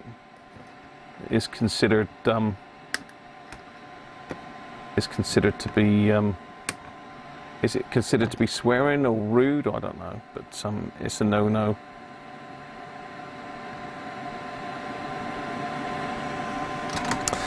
Okay, so we've got those in. Let's just make sure that one's flat onto the board.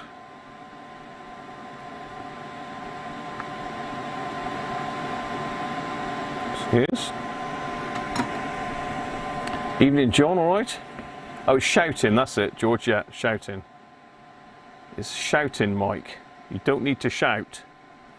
We can hear you.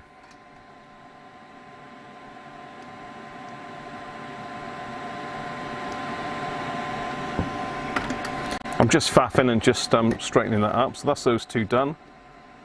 C8. What have we got in C8 position? We have got...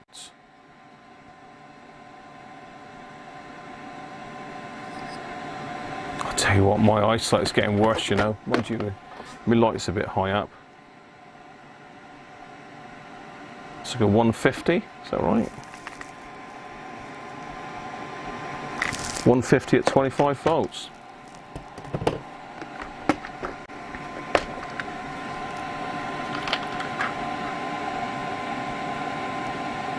$16 volts. Ooh. 50 at 25 volts. Yeah, I mean it's an 18 volt amp. So you got to be careful with the cap ratings on these. Slightly darker color, whether it's a different series. Okay, this is a 40 volt. Oh well. 40 volt it is.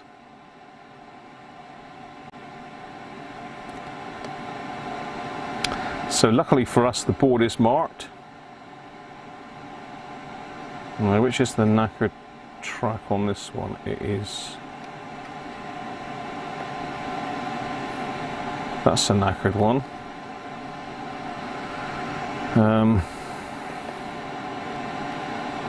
If we put it in that one, it's a bit of a stretch, isn't it? No, that looks rubbish. It's going to have to go in the knackered one. I'm going to have to bend the leg across, which is a bit of a botch, but...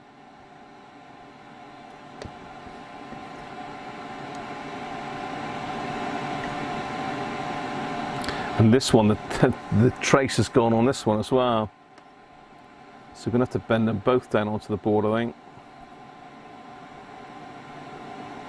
It's got a bit of sticky label on that one. Let's just get rid of that.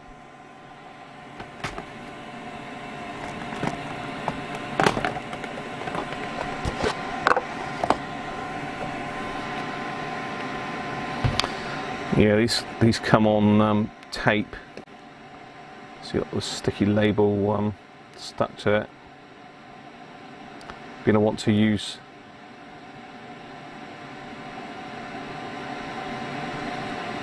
well, that won't come off, that stuff.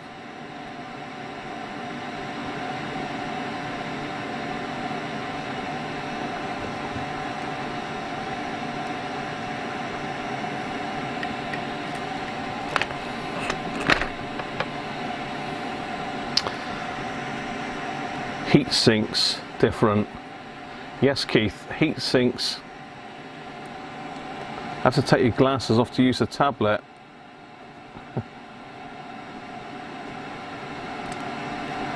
So I'm going to have to bridge the wires across on this one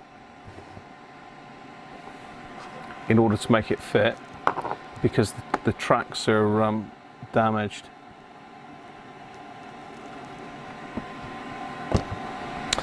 But there's luckily enough meat on the other stuff to get it to attach. If it'll take to it. Come on, thank you.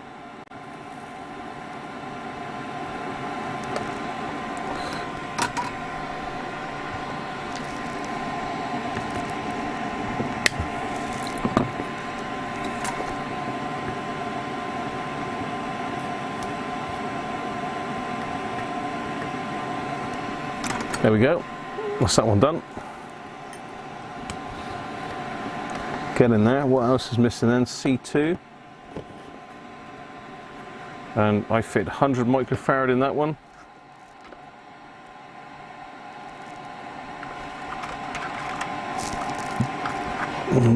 What voltage are these? 25 volts, that'll do, but let's have a look. Slightly longer one.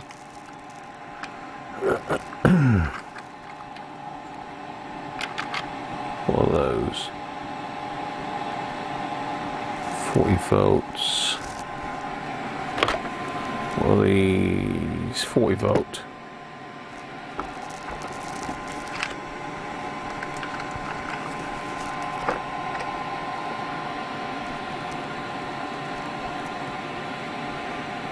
You got 3 more bagfuls on order. Missing in action. The transistors, yeah, missing in action. You're going to start your mini Herald, Jeff. Whoa, but you're going to actually mean you're going to power it up, or you're going to start working on it? Slight way.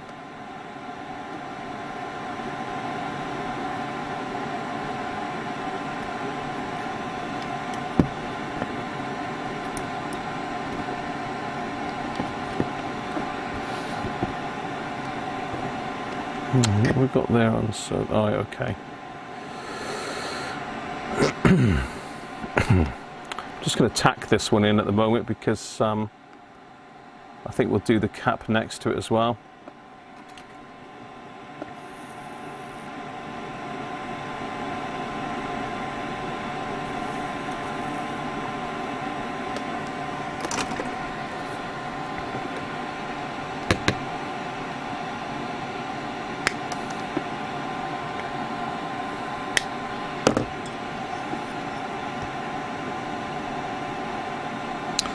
So let's take this one out because it's already broken out of the board anyway.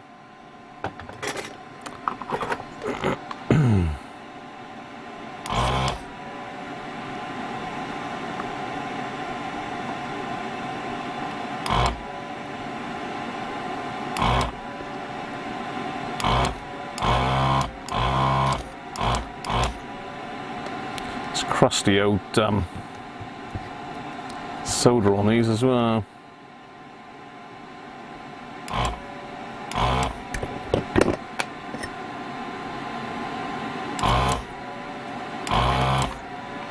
Okay.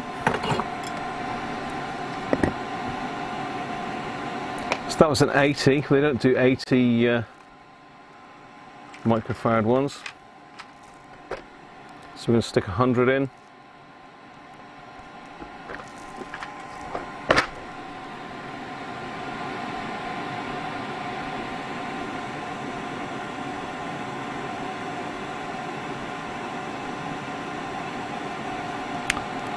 Mike saying it's a useless comparison comparing the sound of radios on YouTube because of the compression system they use on sound. You can't hear the difference. Right. I can hear the difference, hear them. Could you not hear the difference? I thought people did sort of hear a difference.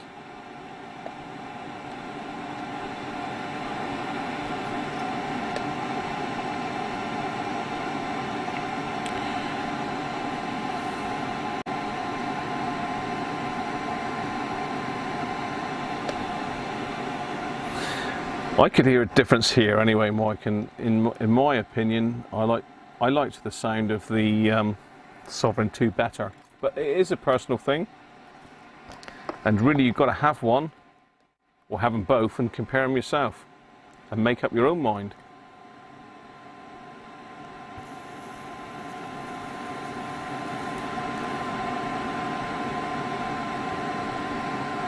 And there is a lot of channels out there, Mike, doing sound comparison videos on YouTube, so I don't know how they get on. I did use a good quality mic to do that.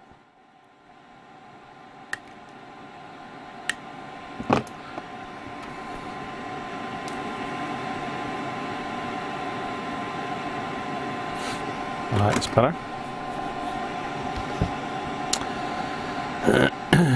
Alright, what else have we got missing? We've got the output transistor, so let's have a quick look. Let's get these other two done as well, we might as well. What a couple of strange types I put in there, both 40 microfarad. I put in there 6.8 microfarad I put in there. I wonder if that was a modification they did, because in this one I've got a 6.8 microfarad in C5 position, but in the board it's a 40.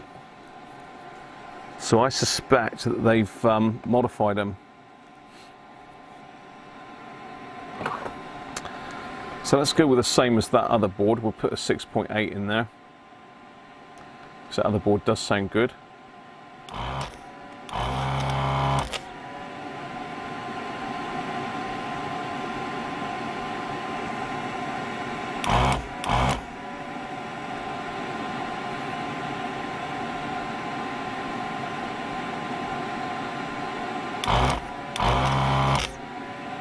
I suppose as well, Mike, it's going to depend on what sort of kit you're listening to it on as well, isn't it? I knew that glass was going to go for a burn. It was only a matter of time, wasn't it?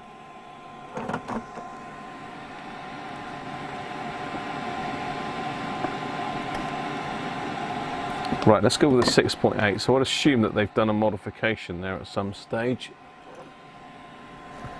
Andrew's the modification man, Andrew Osfa.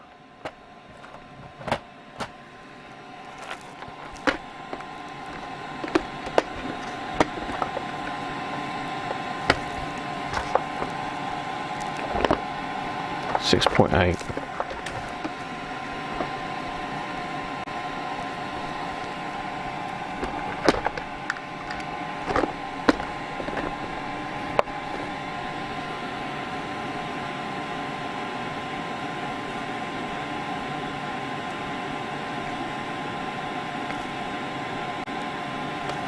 Burton Ale tastes like old underpants washing water. Have you actually drunk old underpants washing water? No, don't answer that, George. No, don't answer that. I sort of know the answer already.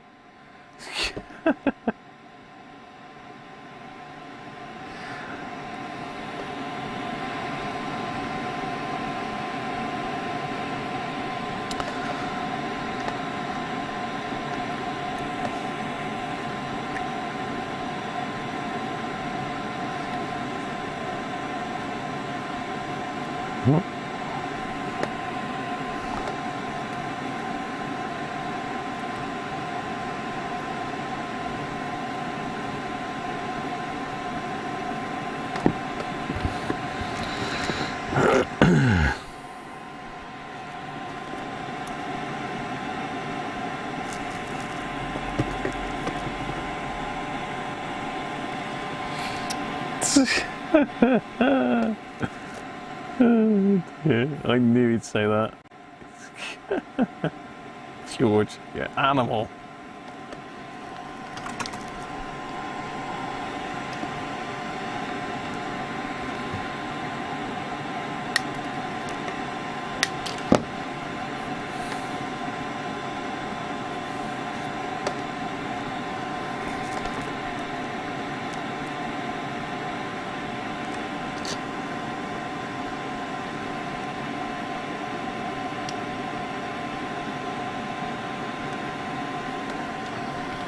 Nice.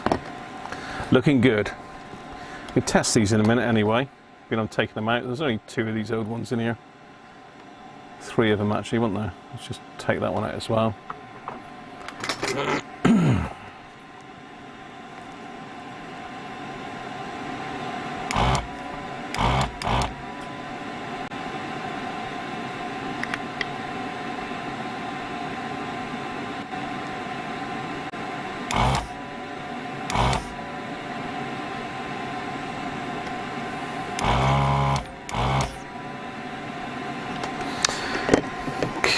And the negative.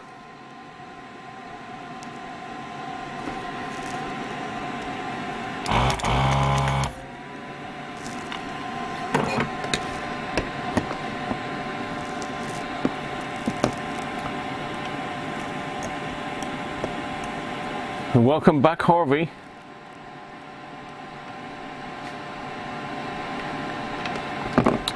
Come on, come out.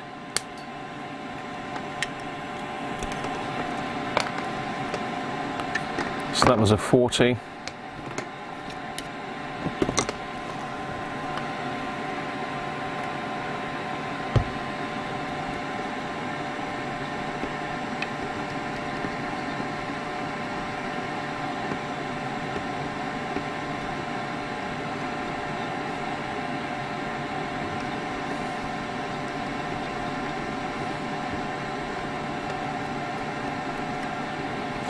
Just a little bit greasy in there, so I'm just getting a bit of isopropyl in there, get that off. So we've got 47 in there. 47. One voltage of those, 25, that should be fine.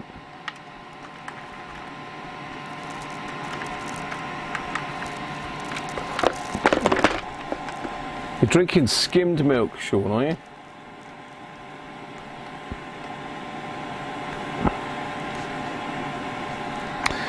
Yeah, if you're doing a fair amount of work, Harvey, it's a godsend, mate. I wouldn't be without one now, definite. If this broke tomorrow, I'd have to get another one straight away. Certainly goes through elements fairly quick if you leave the soldering iron turned on overnight, which I do occasionally. Not on purpose, obviously.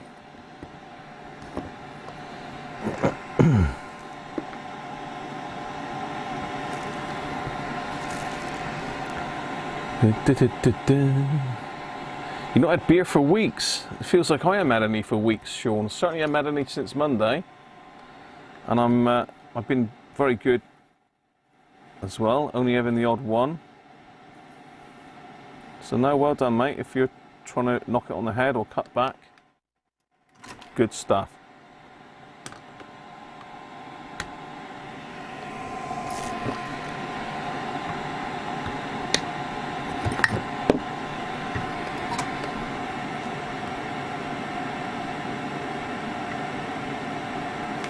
Okay, looking good.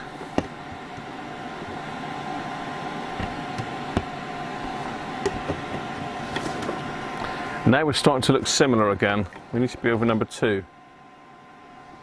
Well, a bit further back than that. Now we are starting to look a bit more presentable. BC 148s, not sure.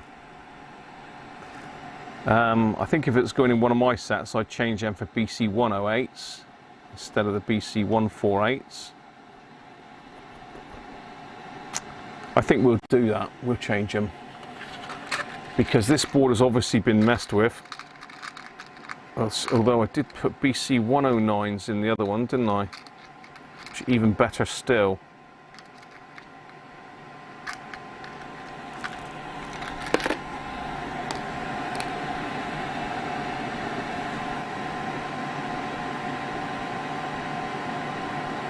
BC 109,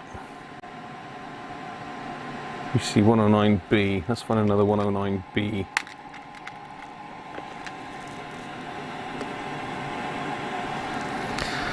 So yeah, these lock fit transistors, they can get noisy with age till they eventually pack up all together. Now these could already be duff, but we don't know yet.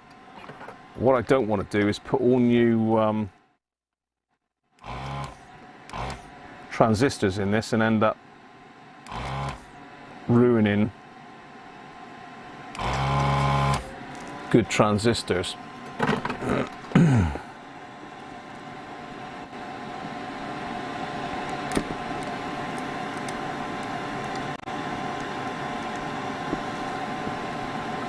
Always one that doesn't want to be desoldered, isn't there?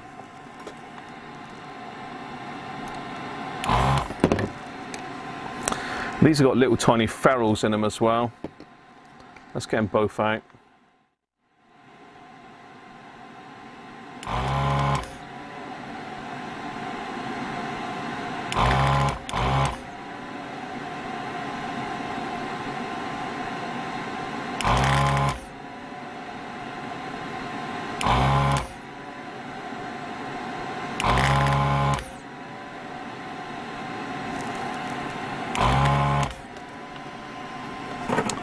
You've got another sucker somewhere with an iron built in. Yeah, there's a few like that, Benji. I've seen them before. Never used one though, so can't really comment on those.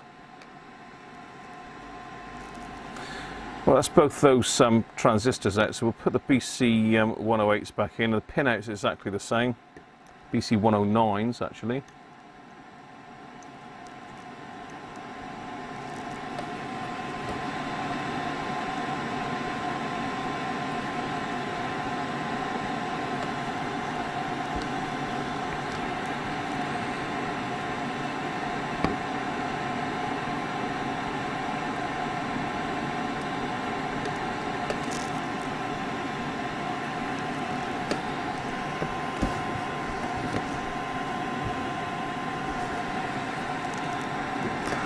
So just solder those in. So this amp's getting the works.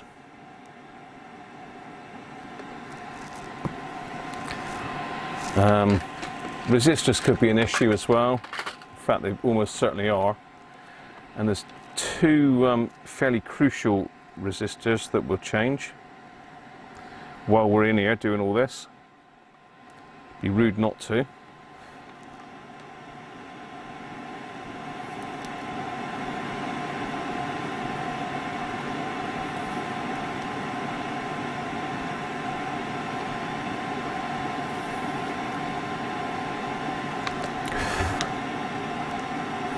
Soldering iron's back on 330. Plenty enough for one of these boards.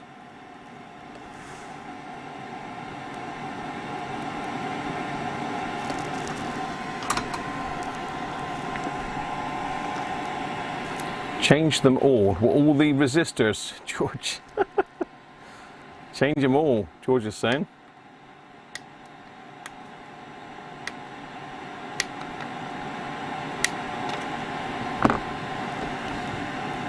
Okay, so story so far then, all new caps, the two AF transistors, T1 and T2, done. Now we need to get T4 out just to test it, because I've found these gone quite often, so let's pop this one out.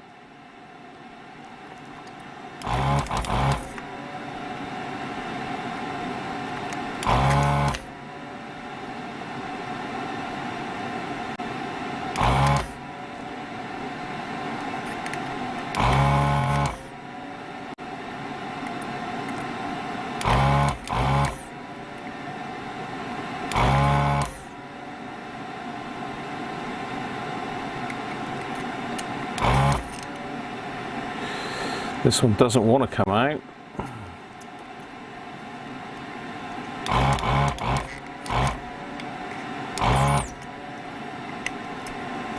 No, he does.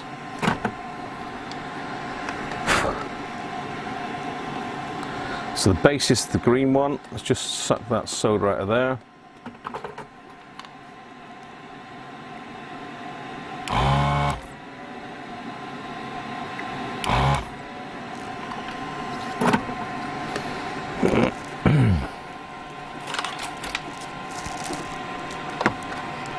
Let's get the transistor tester down.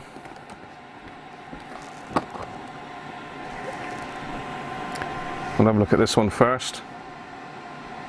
They haven't got a massive gain on these, but it certainly shouldn't be down like, I've had these before go down to like 2, an HFE of 2, it's obviously shot.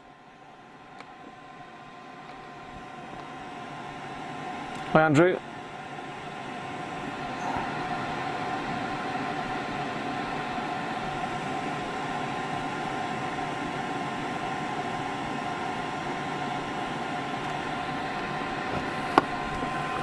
Right, there we go. Let's push the button.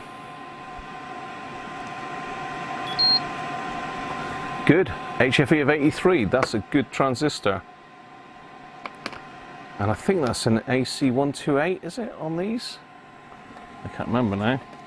Let's just spread the heatsink a minute.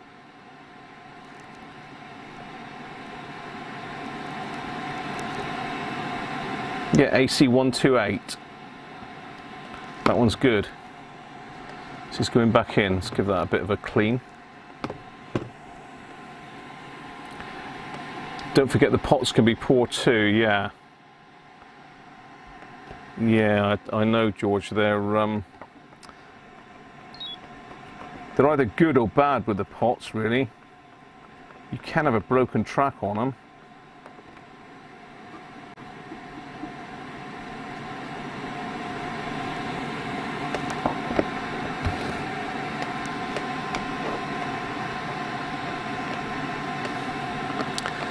What we might do actually is R10 and R11. Let's get them out a minute, because that's the two crucial resistors that will fry your outputs. So they are brown, green, brown. Okay. Brown, green, brown.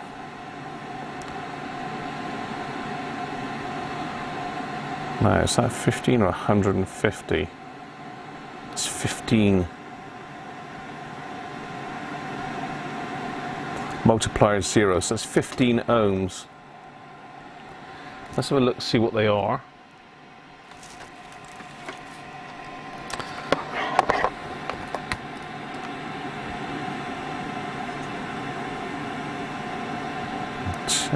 Is there.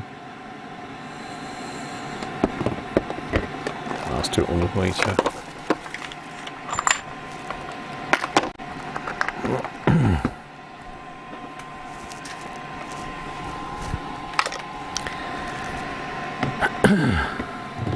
So they go to the output transistor, so one end is open on those anyway, so we should be able to test them fairly easily.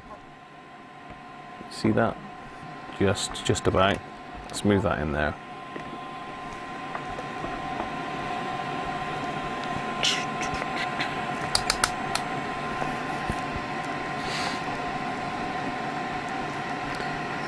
So,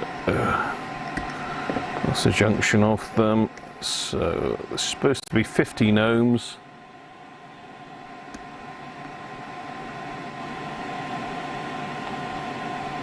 Or maybe it is 150 then.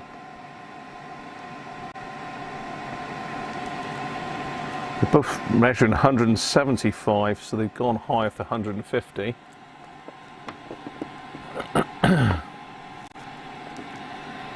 And 10, so yeah, so that says, this one says multiplier, George, that's what's fooled me, look. So 15 and the multiplier is 0. So I took that's 15 times 0 is 15. But that's actually 150, isn't it?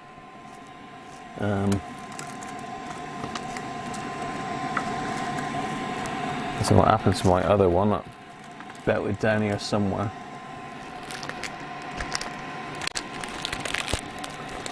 Now my other one's gone walkabout.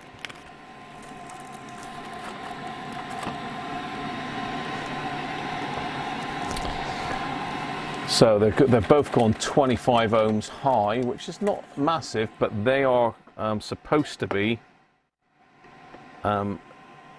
low tolerance resistors. So let's see if I got my 150 ohms. I should have.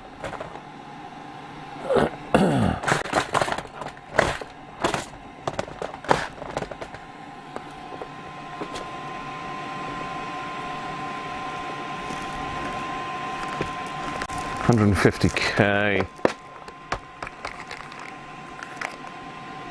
150K, 22, 330, no, too small.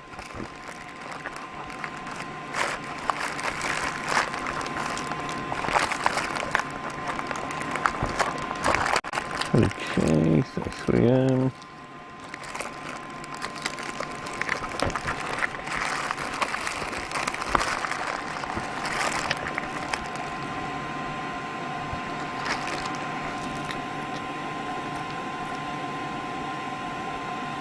Yeah, there's no output transistors in there to worry about, is there really? You're dead right, Sean. There is no worries, but we're not going to get a lot of sound out of it at the moment, Sean. That's the issue, I think.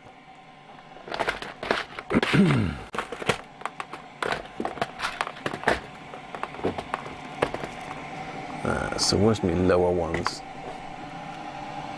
That's all the Ks. 2.2K.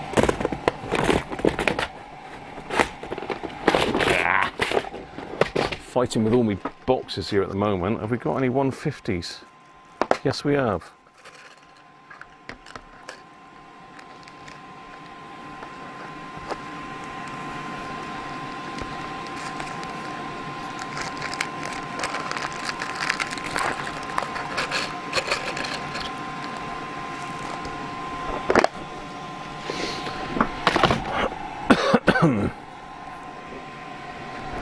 So we've got a couple 150s. Let's just pop them on the meter and have a look.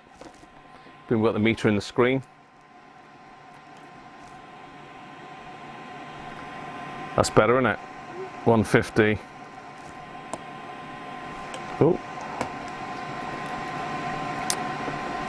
These need to be matched pretty much as well from memory. So that's 145.9, and that's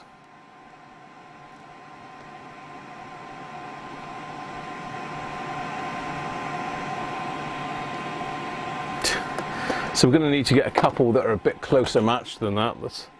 That's a bit shocking, isn't it? But they are carbon resistors after all. Let's get a few more out. So that's 150, that's 145.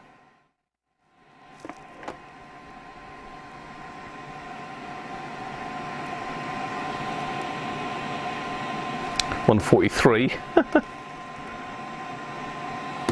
Oh, ping. 143. 144. Come on, let's have 150. Surely.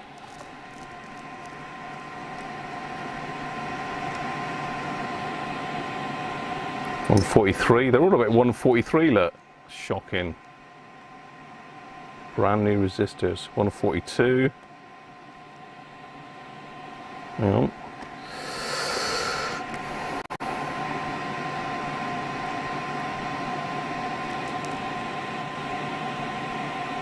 $153. If I Brat's off, is he? Cheers, Brat.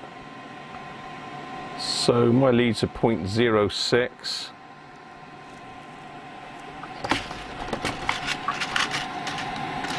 Night, Brat. Yeah, these are carbons. Benji, I bought these so they look a bit nicer in the new sets. In the old sets. 148. 154. These are all over the shop, aren't they? 143.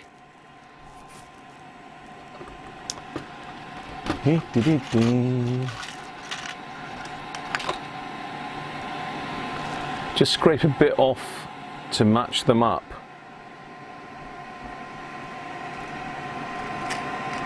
Come on, I got hundreds of these anyway for some reason. 155.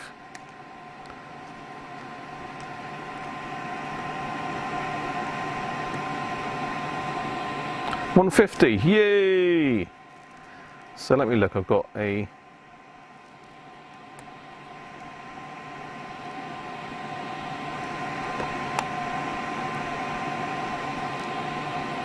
$150.5.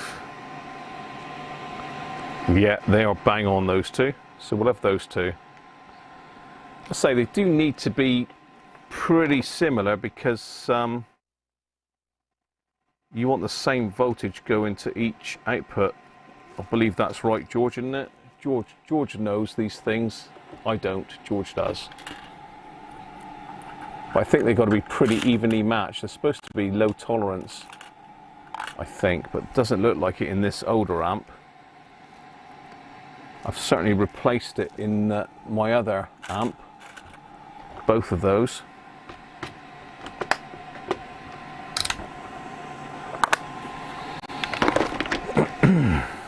Right, back in the room then. Can we turn that solder sucker off now? Because that's annoying, isn't it? Just suck some of these holes out.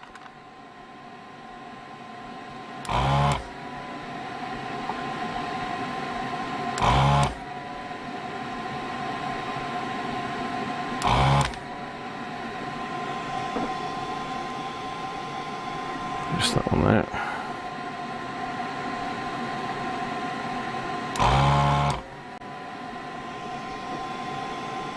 Done. Let's get the light back down so we can see what we're doing. Let's get those resistors in. Let's take them out first. You'll take them out, Graham, before we can put new ones in. My God, man.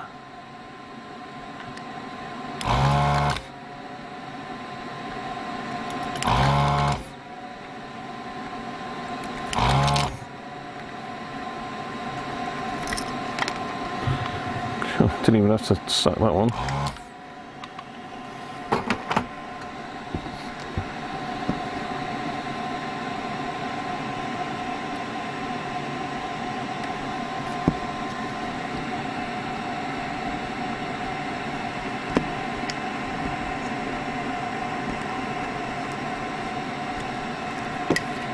That's one.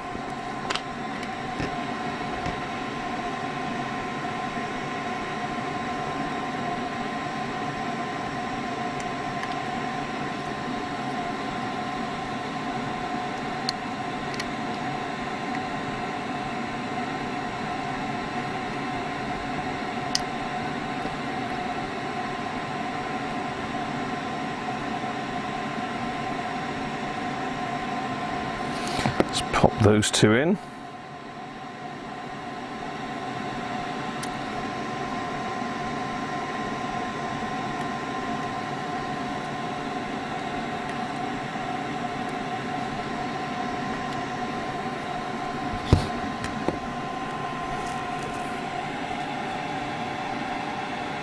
There you go. They need to be close, is that they balance two transistors against each other via the T2 transistor. Brilliant, George, thank you. George knows about amplifier design. I don't.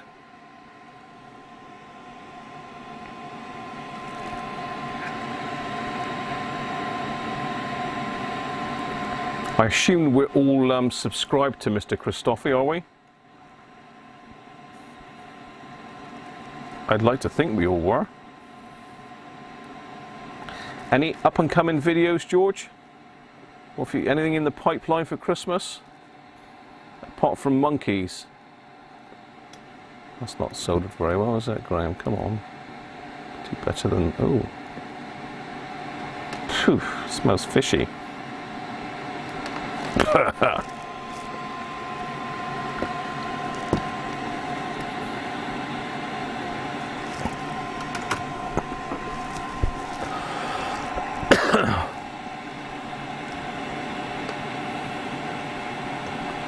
Metal film 1% resistors at quarter watt are dirt cheap today. You're right. You're right. I mean, I tend to put half watt in, Doug. I've got quite a lot of 1%ers up here. Yeah, have I got 150? I haven't got any 150 1%ers, I don't think. Oh, I have. Yes, I have. I have.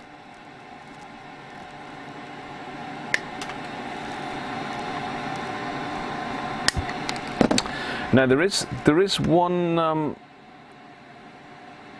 one circuit where carbon resistors are better than metal films. And I'm trying to think, is that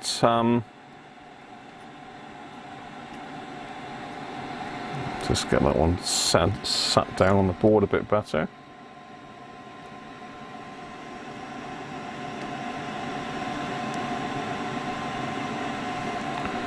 Is that one down? Is that one up?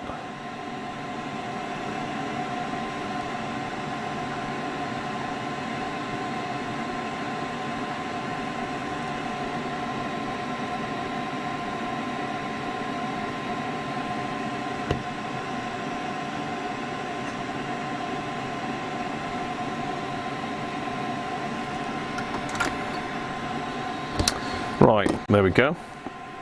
Looking good so far. So that's our two most important resistors done. I think George is pretty keen to have a look at the other resistors in the circuit.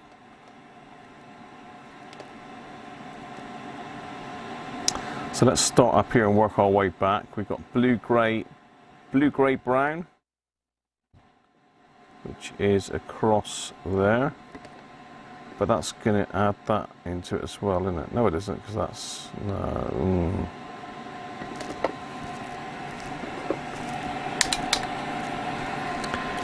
Blue, grey, brown. I've lost my chart thing again now.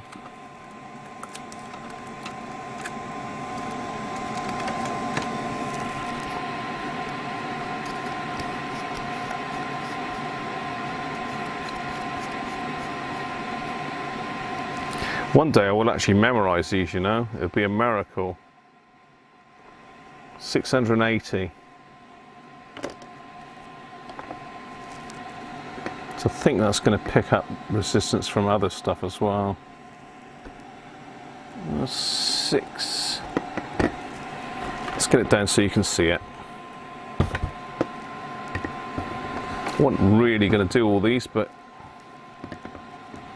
one's high, so the likelihood is the others are too. So this should be 680.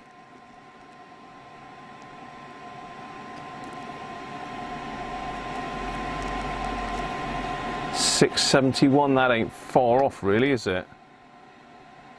What have we got here? Orange, brown.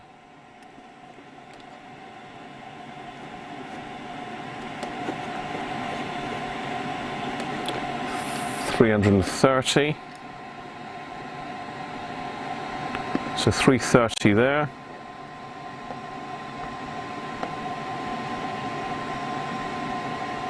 That one's jumped up to 380 according to that. Let's try another one down here, exactly the same, should be a 330.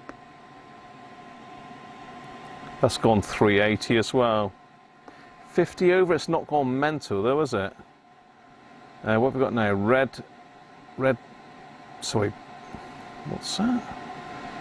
Red, purple, black by the looks of it. Red, purple, black.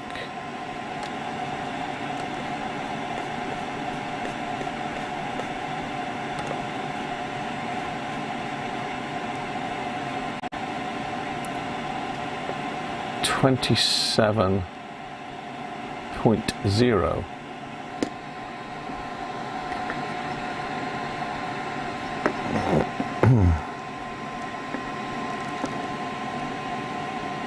29. It's a little bit high, but it's not mental, George, to be fair.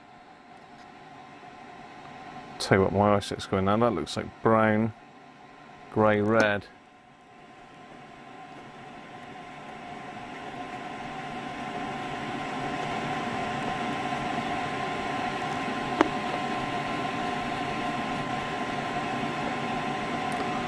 So that's 1.8K, I think.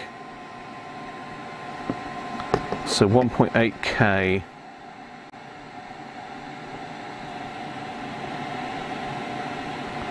$2.1.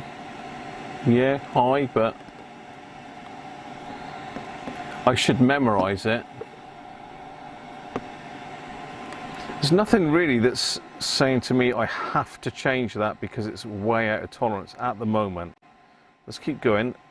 Brown, black, red.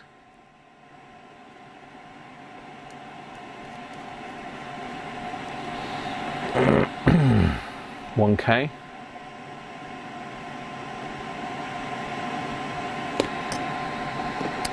Brown, black, red. I should know that one. I see enough 1K resistors.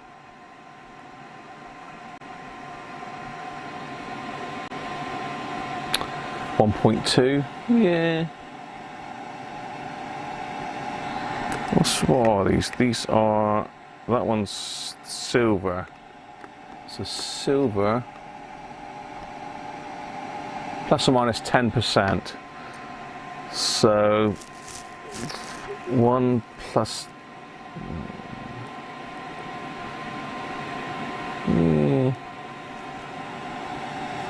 what's George saying?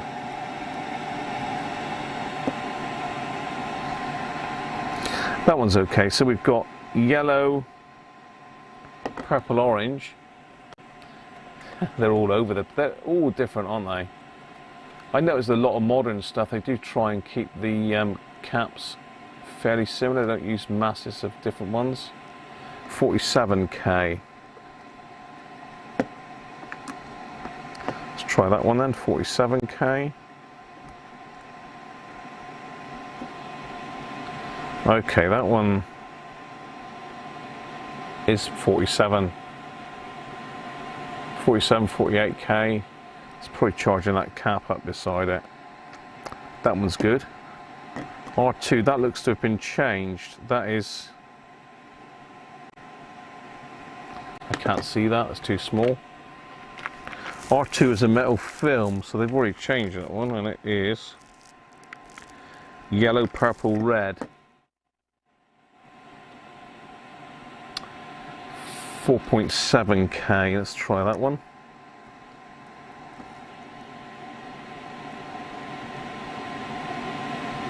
.2. Let's try underneath.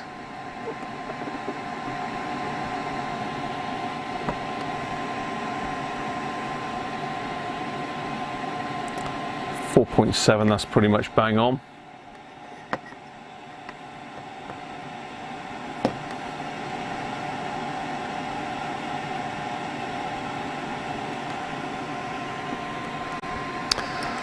We're getting there. R1, that is brown, green, yellow.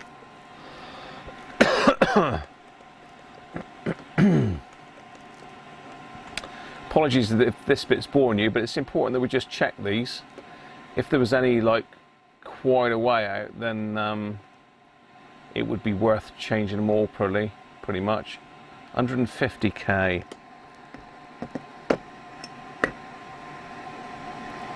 But so far nothing's majorly out. 150K, look at that. And what's this one? The very last one is orange, orange, brown.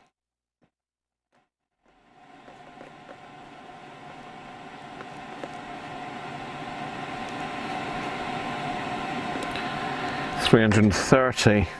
Let's try that one.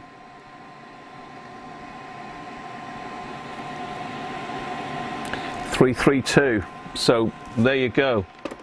I think we're good to go on those. I don't know what George thinks there. George wanted to change them all, but I think possibly it might have been worthwhile changing them all if they've been way out of value.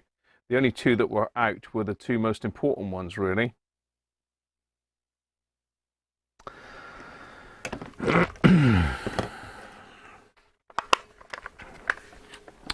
Right, I'm just going to go and grab the Sovereign 2 manual. I also want to quickly look up, I think it's AC128 is a good equivalent for the T2.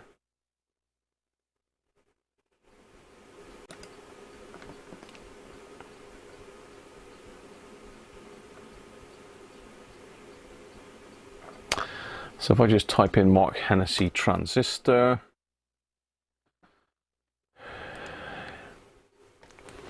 ought to permanently pin this somehow because it's the most useful article that I've ever found.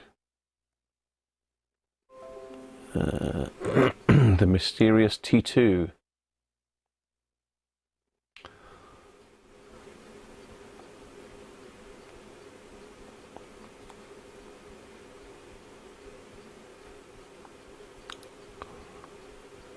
So AC128 is the obvious choice for that. So let's grab an AC128. I've got some of these Telefunken or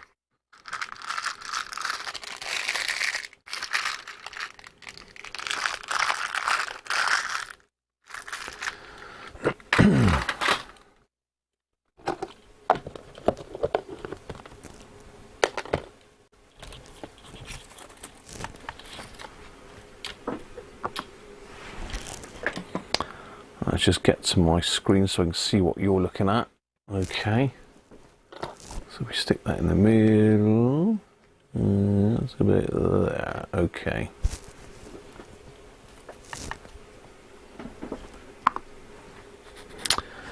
So I've got some of these in the AC128, and I think, are they Telefunken or I'm not sure. They're AC128, but in a different can. I think it's base collector emitter. I think the emitter is the one with a little tab on it. So let's just test that one on the capacitor tester. Capacitor tester? Transistor tester even. I'm getting tired, and I fit the Russians. I don't think I've got a Russian equivalent to that one, George. All I've got Russian transistor-wise is the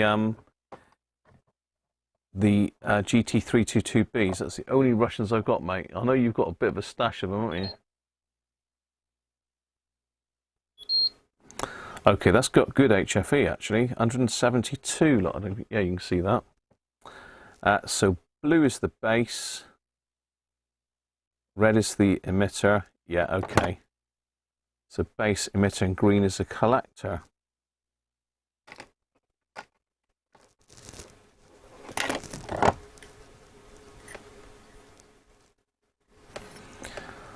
So we're going to just pop that one in.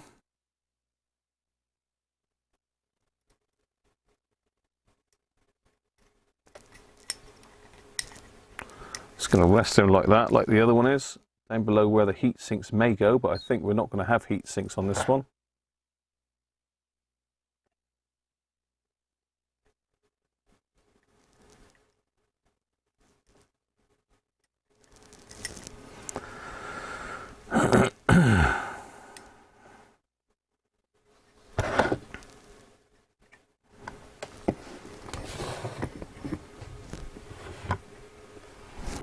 Let's get these soldered up and match sets of those Texans.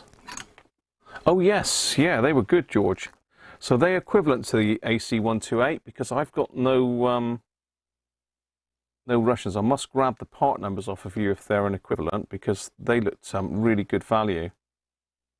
They did look quite good quality as well.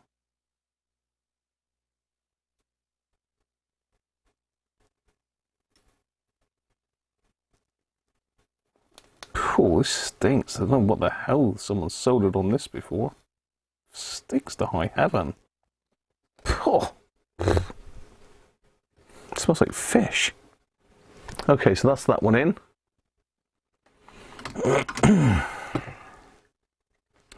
Just snip those off.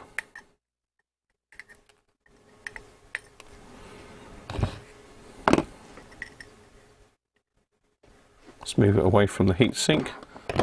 Okay, so outputs.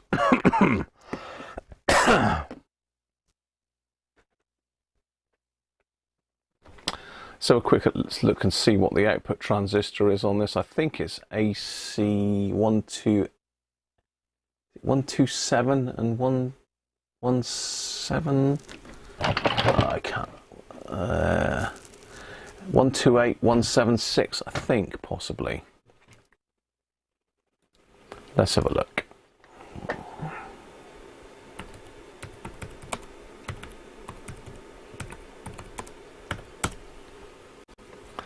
Proper flux.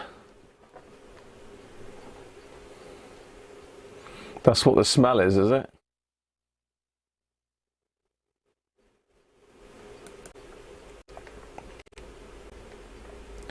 I tell you, this radio museum's a pain. You got to log in every time. Doesn't remember me. There you go, activate auto login.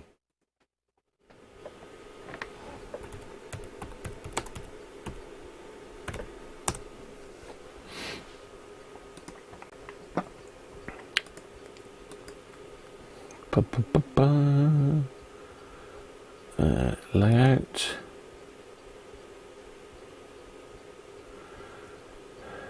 No.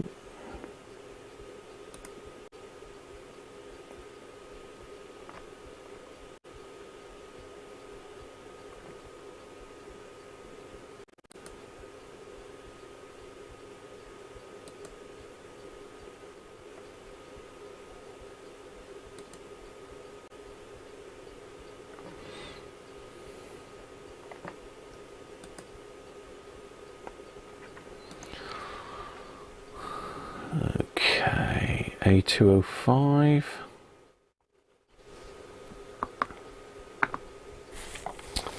So you should now be on my screen capture. Yes, you are, although I'm blocking this part. It's going to take me off. So we need an AC176 and an AC128, look. AC176 and AC128.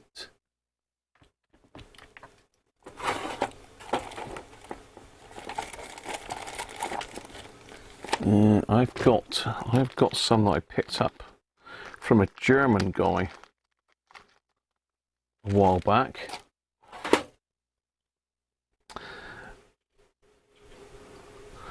And allegedly they're matched pairs. So let's go back to the main camera.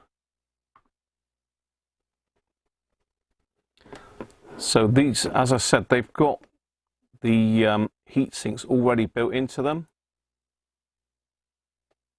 So all I need to do really, if they're long enough, is just line them up with these holes and just put a separate screw through it, and I'm heat sunk right up. Far superior heat sinking to the old ones, to be fair. And these are the same can as that one I've just put in, but they're in this funny little heat sink. Let's put them on the overhead camera and you can see them better. Well, I think you can, unless I've just moved it.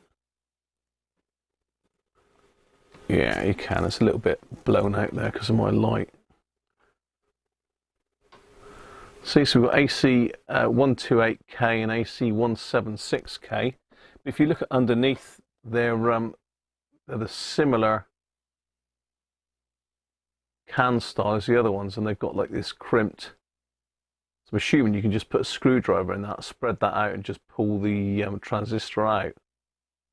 So yeah, so I've got a couple of those allegedly matched pairs. I don't know. Is it that important, matched pairs? Pass.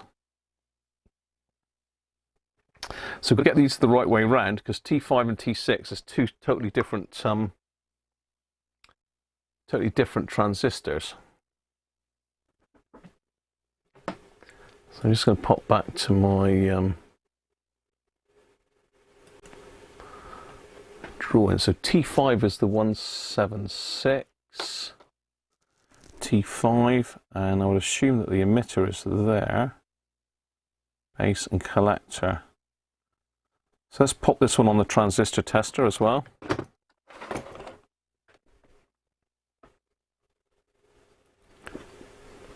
Can you see that? Yeah, you can. So I think the base is blue, so let's just connect that on. I think the collector is red, and the emitter is green. I could look it up. This is just laziness really, I suppose, or quickness, but it's good to have one of these because it will give you the colours of the wires. Oh, hello. Green and blue leads shorted. Well, they certainly are shorted because I've got the probes on the same lead. Oh dear, that is definitely a goat. That's a big goat moment. You fool. Right, try again.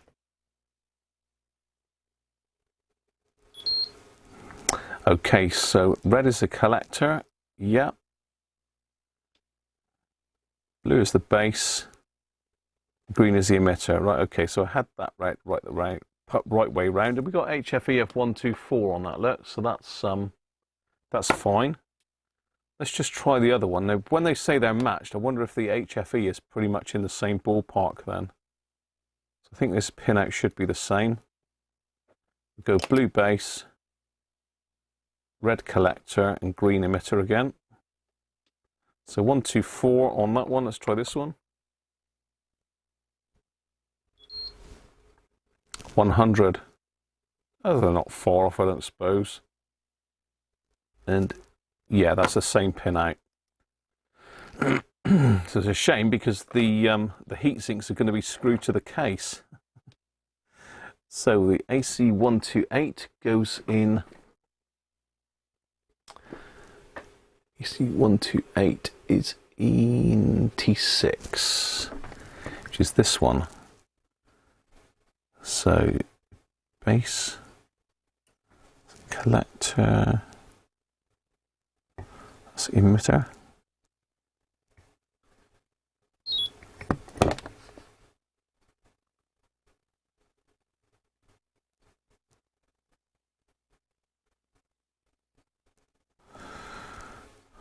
emitter, base, collector, that way round.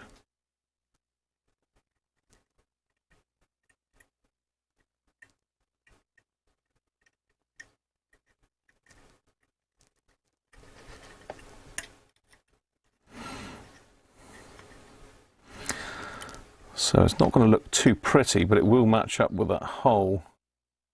If I do it sort of there.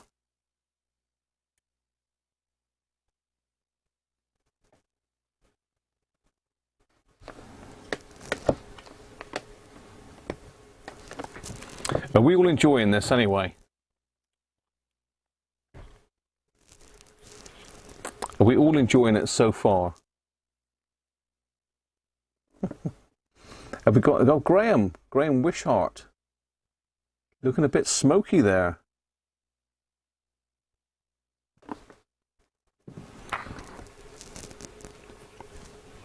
Smoking. Bend original heatsink round transistor.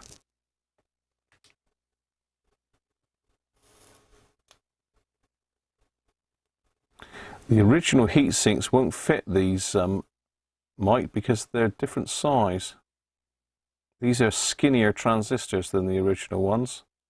Even though it's the same transistor, it's just a German manufacturer. They're either Telefunken or Siemens or something like that.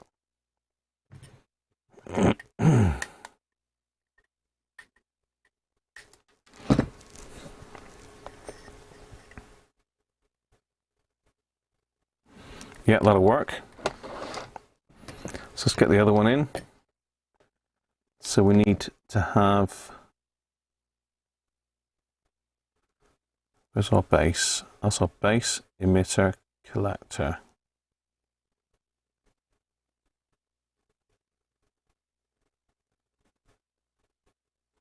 So collector, base, emitter. Yeah, that's that way round.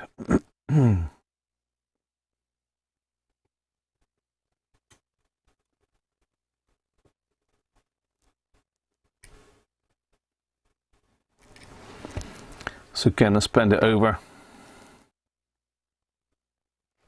so it lines up with that hole.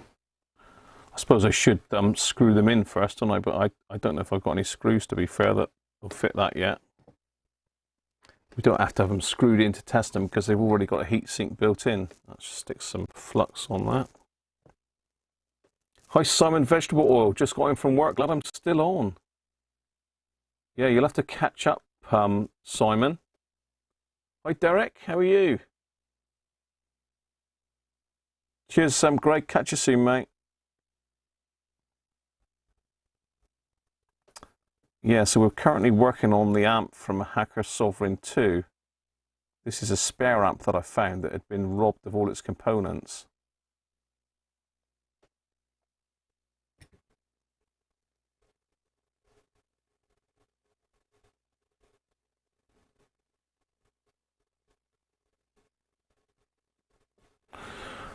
Hang on, what's going on here?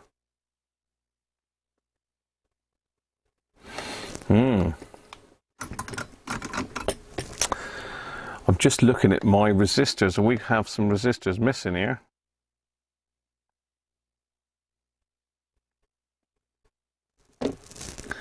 R11, R10 and R11. Let me just have a look at my diagram again. Excuse me.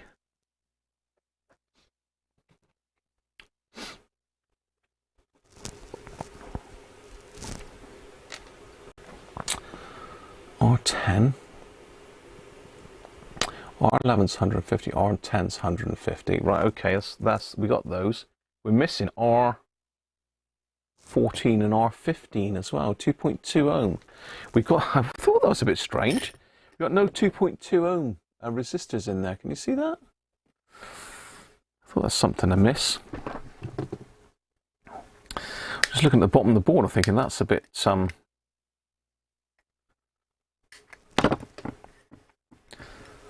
missing. Right, let's see if we can find some, let's tidy this up a little bit, see if we can find some nuts and bolts to go in here. Where's my decent screws gone? I bet they're right down the bottom here somewhere. Is that them there? Yeah.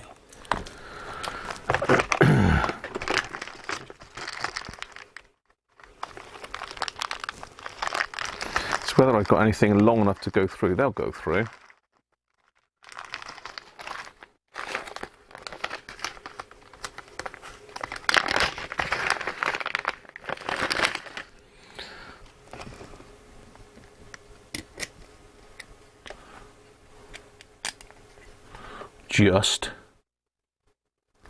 Only just stick some, see if I stick a nylock on there.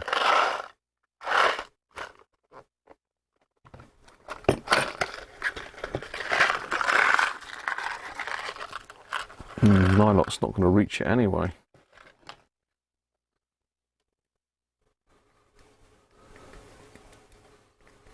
No, they're not long enough. Need a longer M3. So I'll have to get some of those. It's worth a try, but I need to get some longer M3 bolts to go through there. Screws.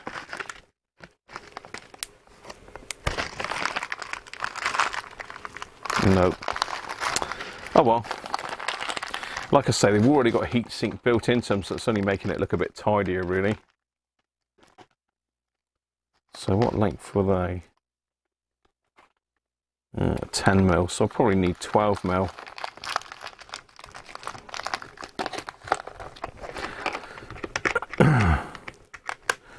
Or 13mm probably, lengthwise. Right, so we need to find some 2.2 ohm resistors. Let's chuck these back then. Get these out of the way. Excuse me. Looking at Rudolph rocks.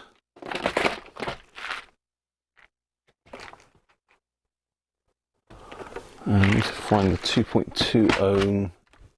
There we are.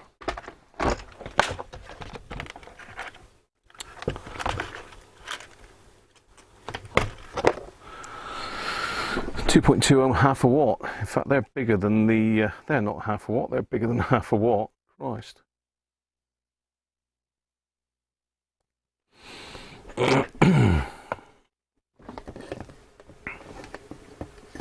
It's definitely 2.2 ohm, isn't it? Yeah, R14, R15, 2.2.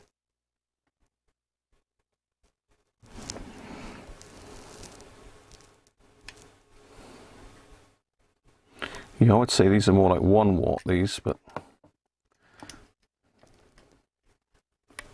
let's go big. Let's go big. And these are 1% transistors, resistors. It's getting late. Come on, goat. He sounds good on there, look. Listen.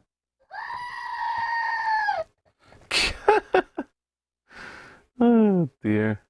That's a good laugh, isn't it?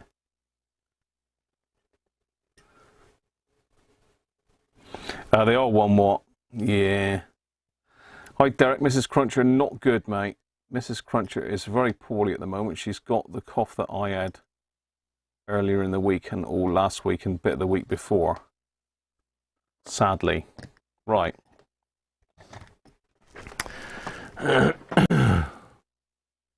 I think we're there after this. We can test this then. The goat wants in on the action. Get out, goat. You naughty, bad goat.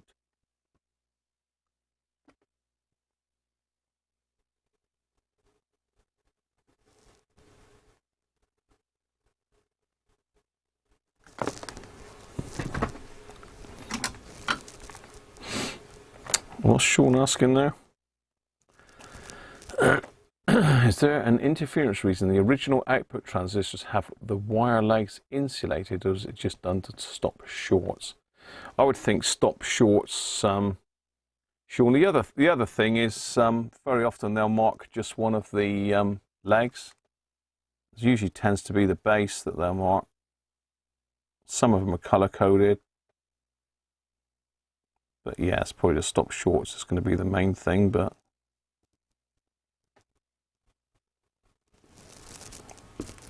tell you what, that's certainly meaty legs on these, George. So yeah, they're at least 1 watt, definite. We're not quite there yet because we've got to put the other transistor back in.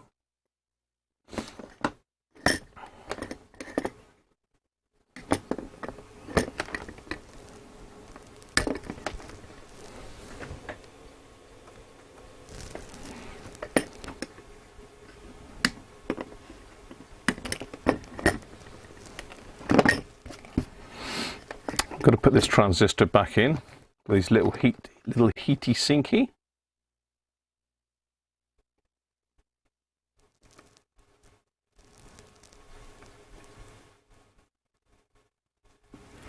If you go back in, there he is.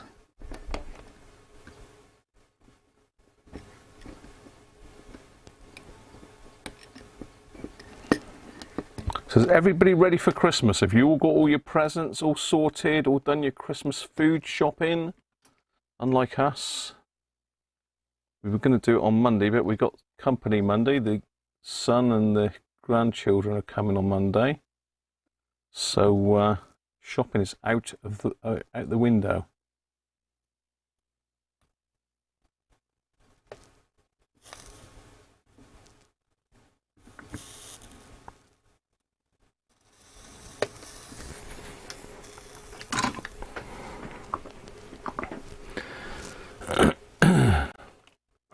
All Christmas dealt with, Dave, is it? Jill and you have had it as well, Derek, have you?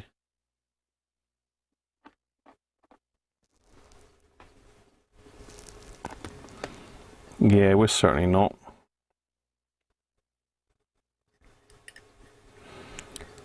Okay, so we're pretty much good to go now. Just double checking that we've got everything in that should be in. So we've now got 2 fully populated amp boards. This one with slightly offset transistors.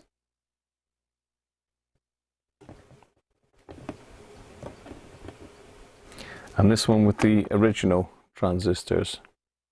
So we've got some foreign transistors in this one. I've replaced the 2 drivers with BC109s. Let's have a look at some of this stuff that we took out then.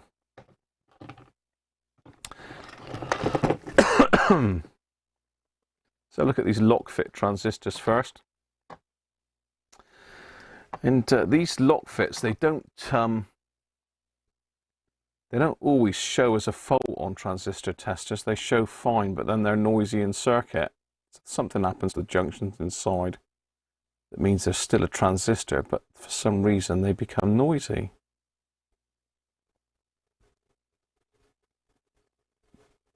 Is this the first one?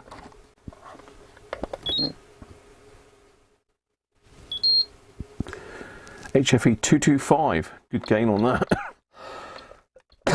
And it's silicone, so it should have 0 leakage on it, which has got 0.00000 leakage. So that's a good transistor, but it's a lock fit. It's a little bit like saying it's a good transistor, but it's an AF117 really. You know, it's going to go wrong at some stage. Would it be in 6 months' time? Would it be in 10 years' time? I don't know, but it's going to go wrong. That one, HFE172, again, 0 leakage. So they're both good transistors, but it's a bit belt and braces to change them. Let's try the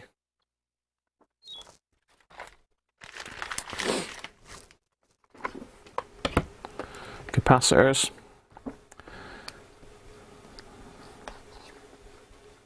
80. It's gone high 103, but I put hundreds in anyway. Good ESR though. 40.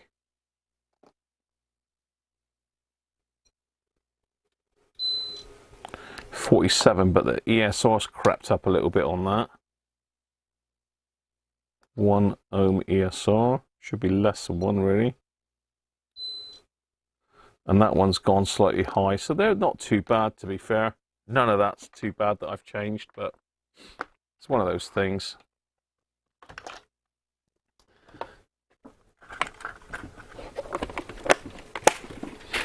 Better safe than sorry. Let's say the only thing I haven't changed, which I probably will do if I sell this amp on or put it in something that I'm selling, is just change those other caps. But at this stage, it doesn't need doing.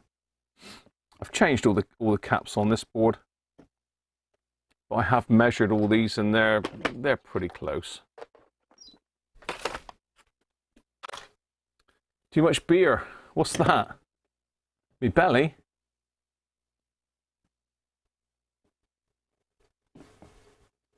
The worst outcome is a blown speaker. No, you wouldn't get a blown speaker, I would have thought, Sean. So the quiescent current and midpoint voltage, that one's sealed, so it hasn't been moved. That one has been moved.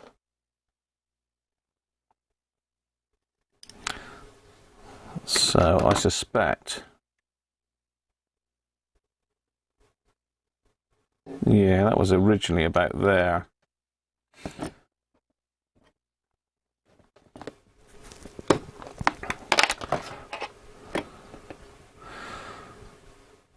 So what we'll do is I'm looking at the wrong camera. What we'll do is we'll pop this one now in the Sovereign 2 that we know works, the bluey.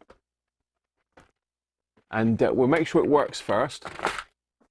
And then if we've got time, we'll do the quiescent current and midpoint voltage on it. What do you think about that? Is that fair? Is that fair? Zoom me back out now.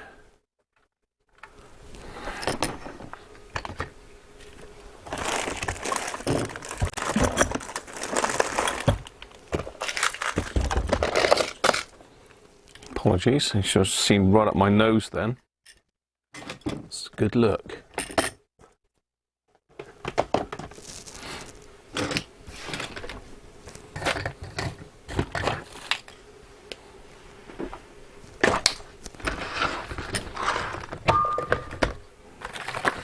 Right, so that's our little bit of insulation. So power.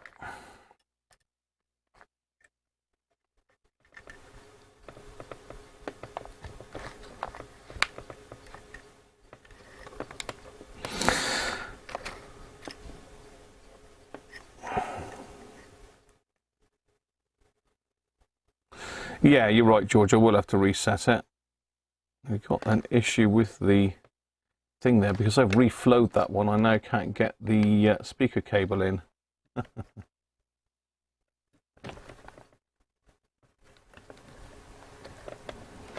Done that a few times before as well.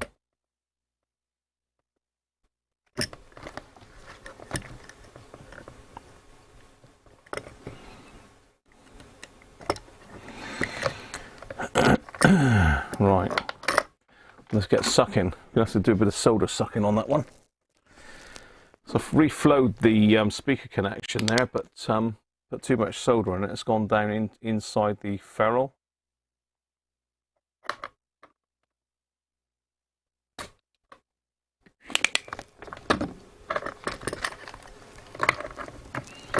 Okay, that's cleared it. Let's pop a little bit of solder back in there. A little bit, Graham, not a massive amount.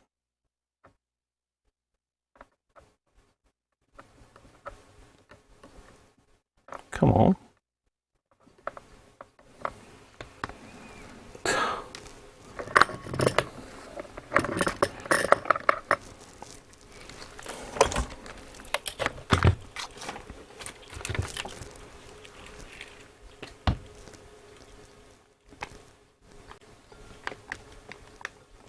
Yes, I know. Got to do that first. All right, okay. You have, definitely. I just wanted to make sure it works first. So if I leave it on low volume, just to make sure the amplifier is actually working, that's not going to hurt it, is it? I don't believe that. Has that just gone and done exactly the same thing?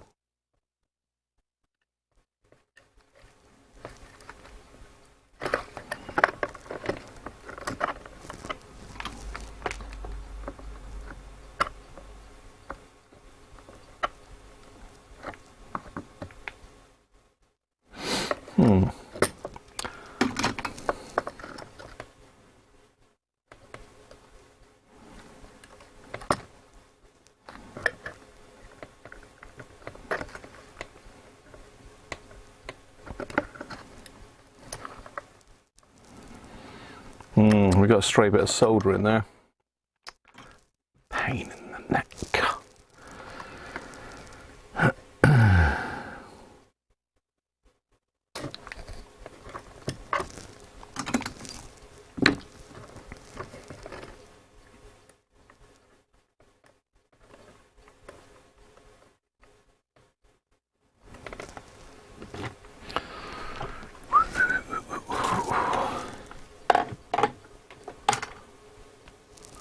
You did that with a 25 watt amp and those low value resistors lit up like a light bulb. Christ, Benji. What goes down? Right, that's better. Let's just pop a little bit of solder in that while that's in, so it shouldn't.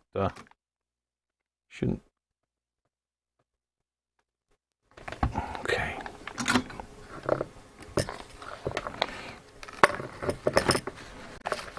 So as I say, I'm just going to try this on low value. Where is he? Where's the goat? The goat's hiding. He's scared. He's scared. His battery's going to go.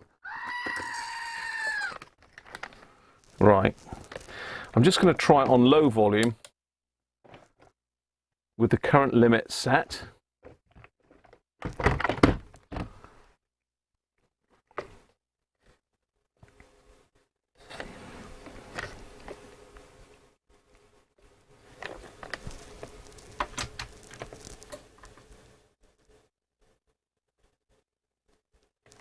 Okay.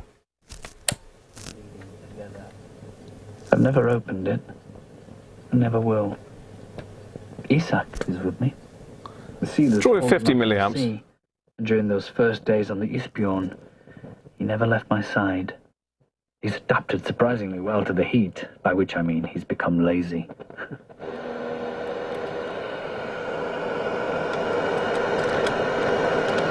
One of these little station markers has come loose. It's just interfering with the tuning dial.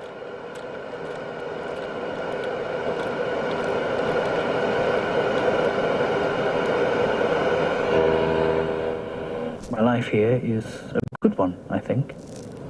It's only in October and November that I have a bad time, when I wake to dark. Now there is a rumble on the amp. There is a rumble on that amp. So we have a rumble, but it is working. So the rumble could be midpoint voltage, it could be quiescent current, it could be that that one transistor we haven't changed is dodgy. Just give the old pots a bit of a squirt. Let's give them a bit of a move. Say that one is set, so actually I'll leave that one for a minute. I'll just give this one a wiggle.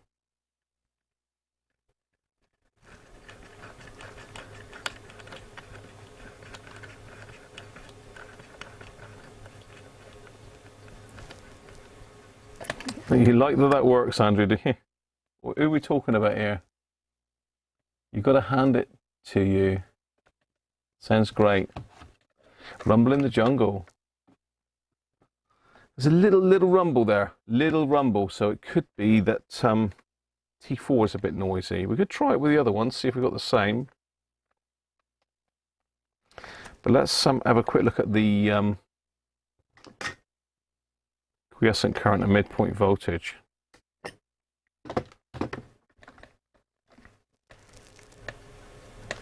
Let's disconnect it. Let's turn it off from the power first.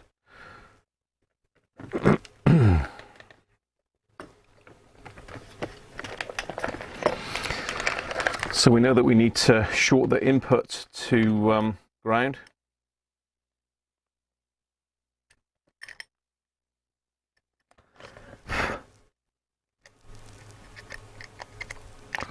For quiescent current,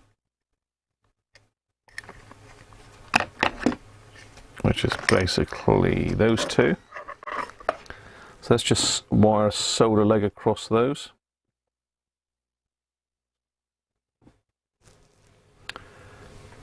I've even got forceps out today, look. Forceps or whatever George calls them. Hi Lee, how are you?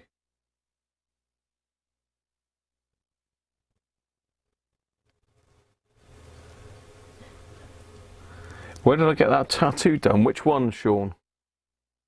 What, the Rockin' Rudolph one? Poor old Mrs. Cruncher's downstairs coughing her heart out again, look. Ooh, doesn't sound good, people. She's going to be suffering again tonight.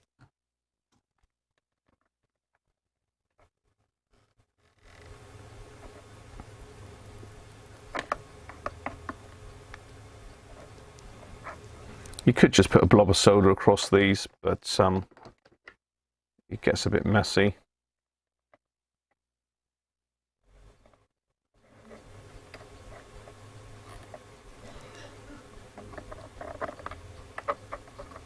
Ah.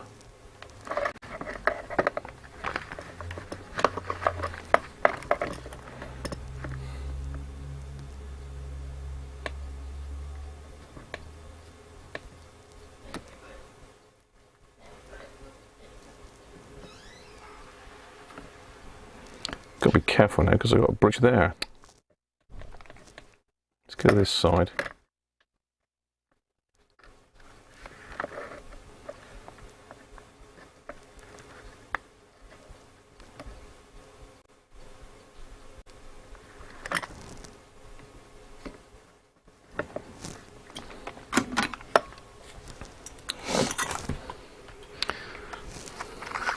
Don't worry, I'll get you in so as you can have a look at the quiescent current setting on it. I'm just setting it all up here at the moment.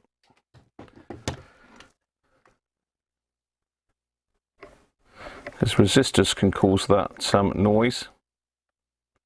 So can those variable parts.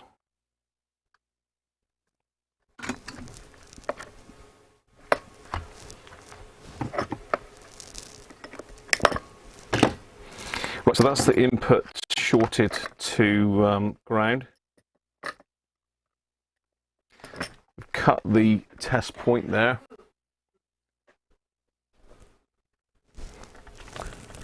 So we cut the test point down here.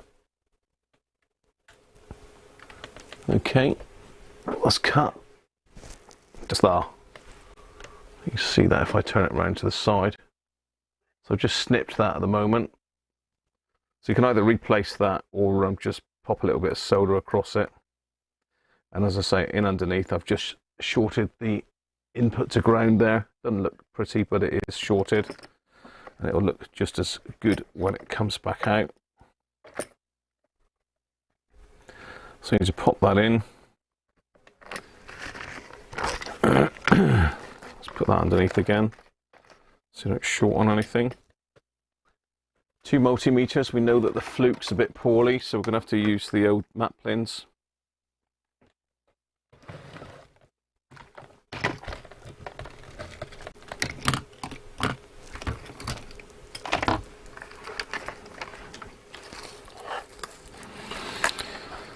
So we use that one for voltage. That's a bit big, Graham.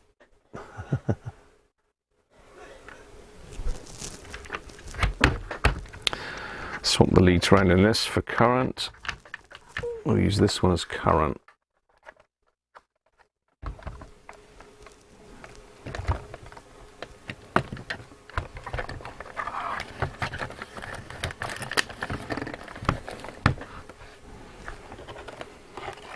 So let's get rid of me. You don't need to see me now. See me, see you. So I can't really get in. You're off now. Cheers, Derek. Catch you soon, mate. What did the palm reader say? You get cream for those blisters.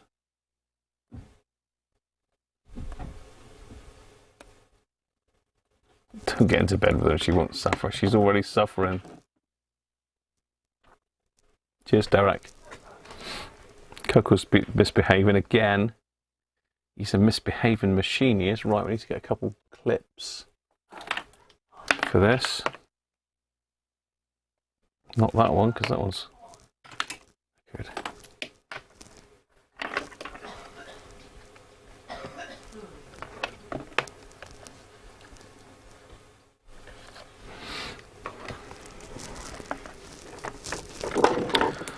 Let's just clip onto this.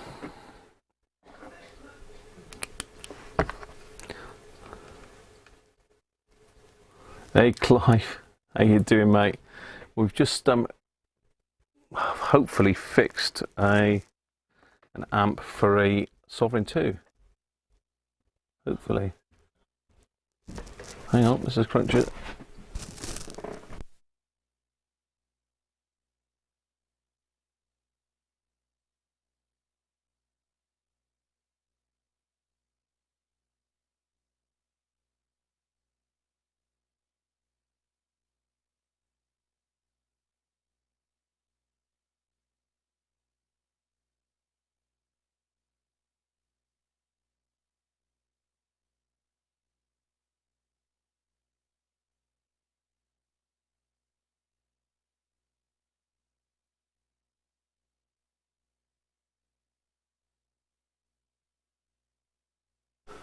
Right, Mrs. Cruncher's gone to bed. Hopefully she'll be alright.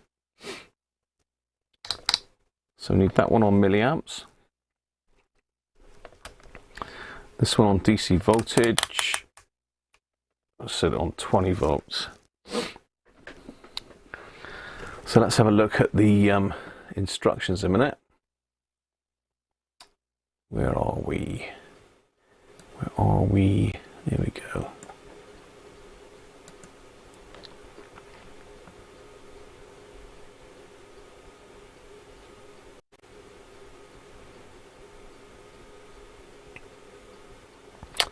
Let's talk about wobulators there. We have got a wobulator. I'm going to have a play with that. I'm just going to get to grips with it first before I make it public. RF alignment and sensitivity. Noise quietening circuit. That's easily sorted.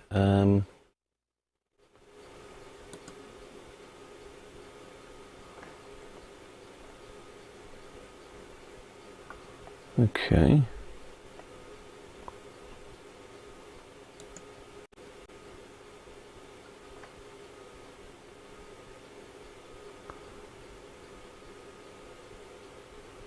Right, well, it appears that they've put the same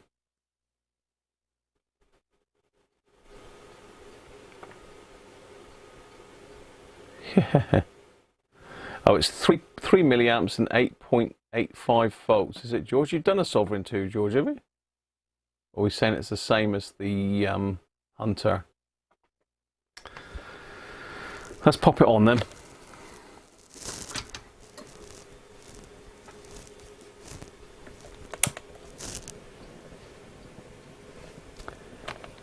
$27 milliamps. That ain't good, is it?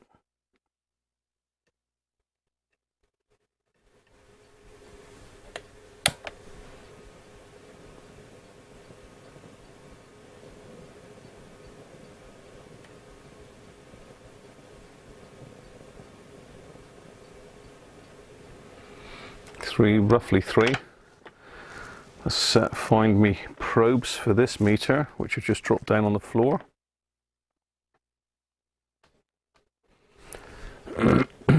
.85 volts. So that's between negative, which we can use as there, and the junction of the two outputs.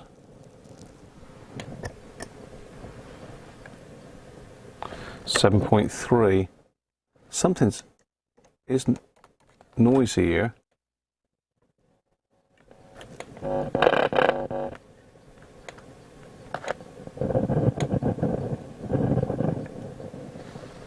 think it's the midpoint voltage pot. Give that a twiddle, see. Can you hear it rumbling still?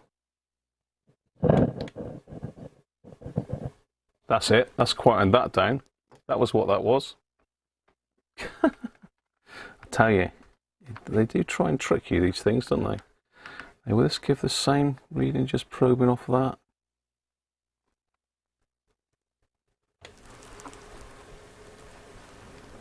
Seven volts. See if I can hold it there. 8.85, George, you reckon, do you?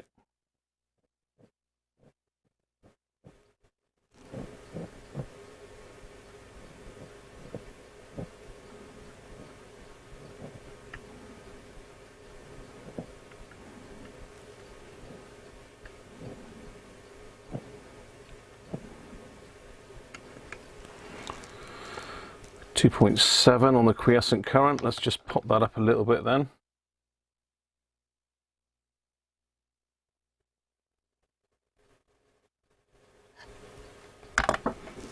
How's that? Yeah, no, you're right, George. They aren't very good, mate. But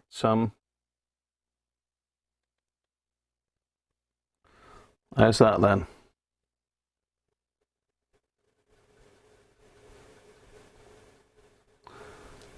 .9, okay.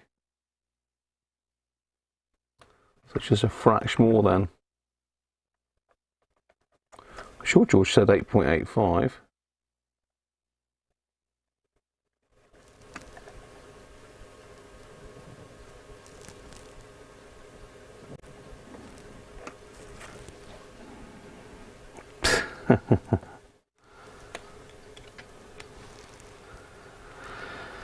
Hi Paul, let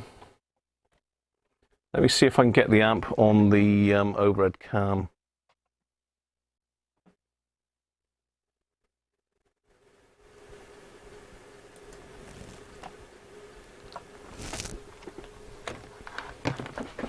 Possibly, if I can reach the buttons and zoom it out, zoom out, zoom out, zoom out, zoom out, zoom out.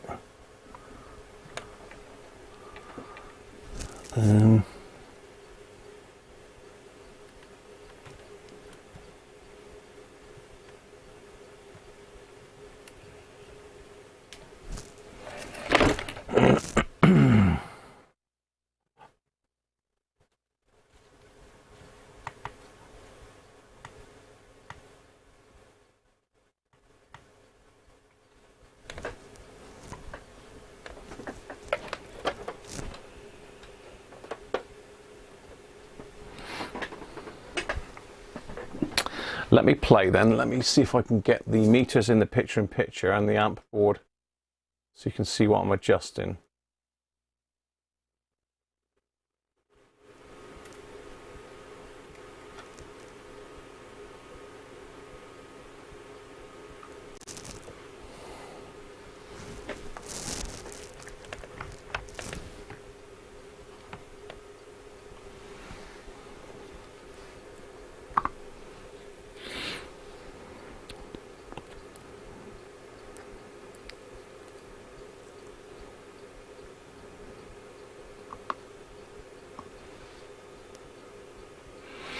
How's that?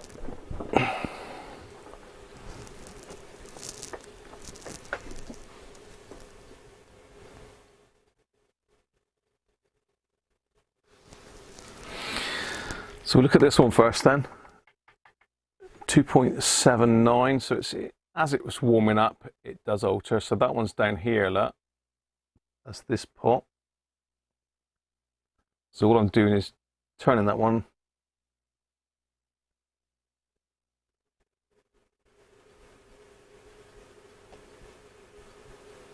So it's very, very touchy. That's good enough for me. And let's do the midpoint voltage again. So I'm just using the negative of one of these capacitors, this one over here. I'm just probing the junction of the two R14 and R15 down here.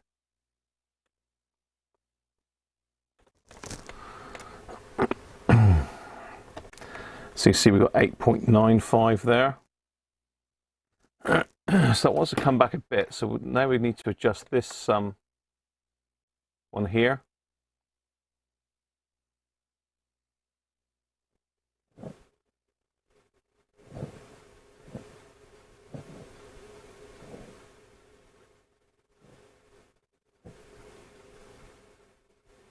Yeah, 8.89.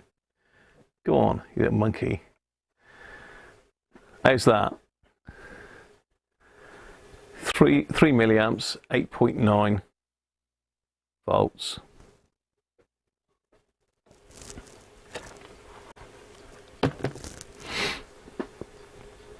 There you go. And if you want a view from over this side,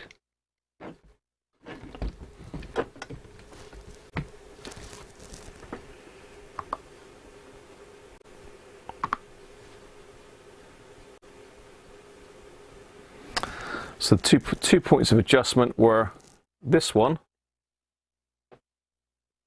which was way too high, and this one. So that's the one for the quiescent current. Can you see that? Yeah, that one there.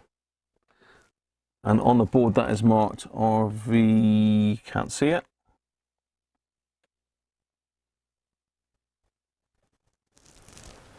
You can't quite see that. This is RV3 over here anyway. So this is the one for the midpoint voltage, and the one over there is the quiescent current. So that's bang on now.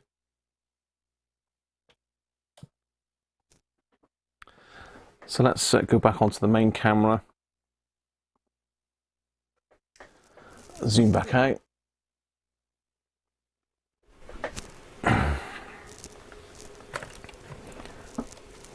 We have the technology.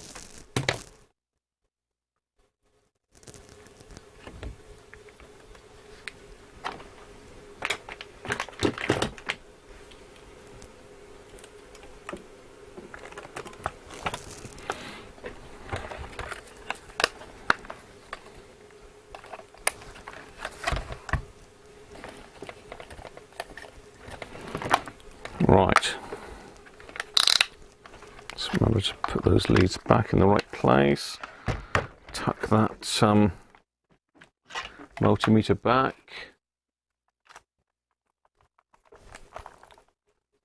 Hi Theo. We're still up, Theo. Still here, mate. Going to bed very soon though. We're just going to wrap this amp up. This amp is now going to live in this blue radio. And this will be a little restoration project at some stage. So with the, let's just zoom you in a bit. So I'm just going to solder this one back together.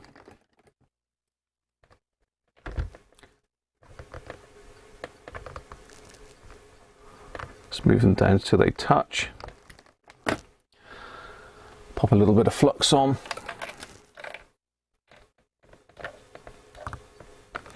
It is nicer to take it out and put a fresh bit of wire in, but I think once it's been done once, the second time you really want to get it out and put another bit of wire in there.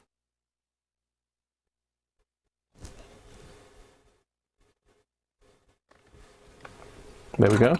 That's that joined back together. I need to remove our link from underneath. Let's just get the soldering on and move that one out of the way.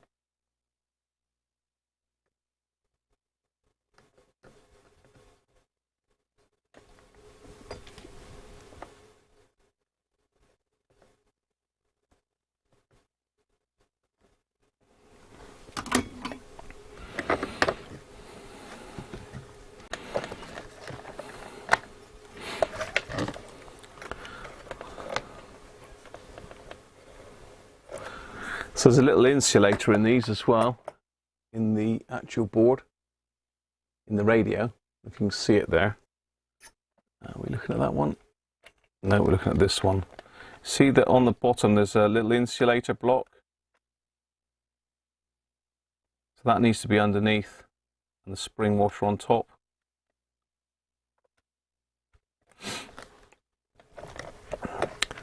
And these have got like a Keo slot, so you only have to totally undo one side.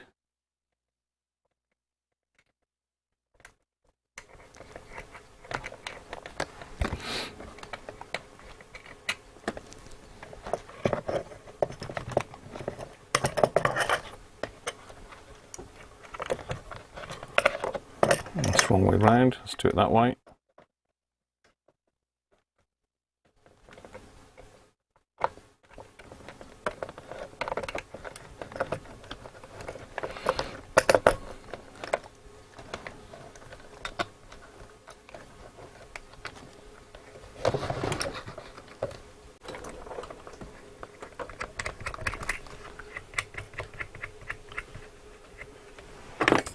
Oh.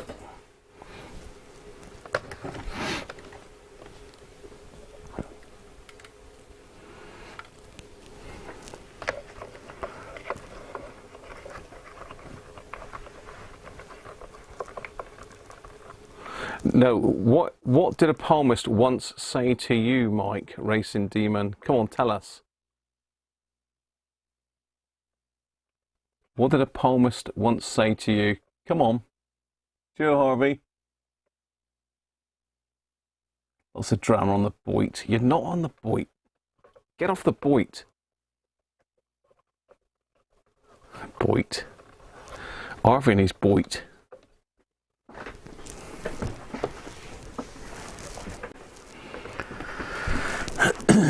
Right, let's find the right nut driver for this.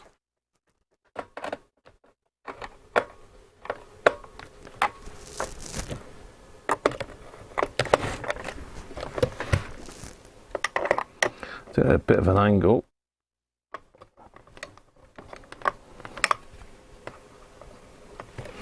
Good to go. Right. Fully set up. Retransistored, recapped. Amplifier. Let's pop the back up.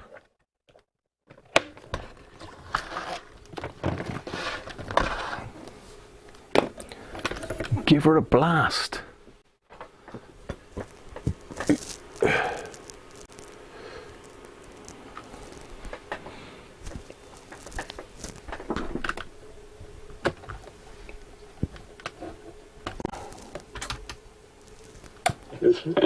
I don't take any offence to that at all, actually.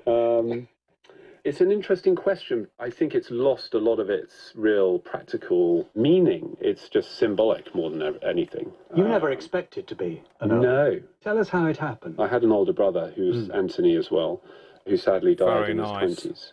And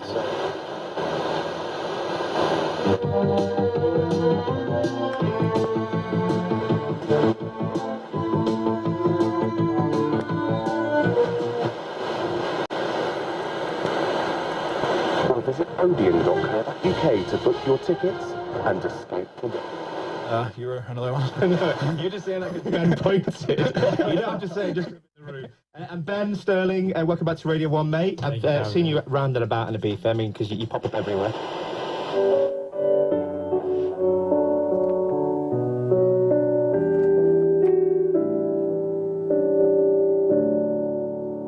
Sounds lovely.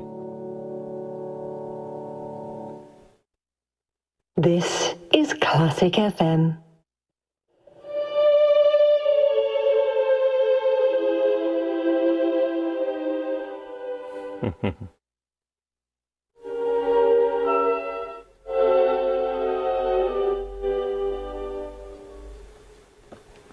Will you let go? The palmist once said to you, was it? Are you shouting again, Mike?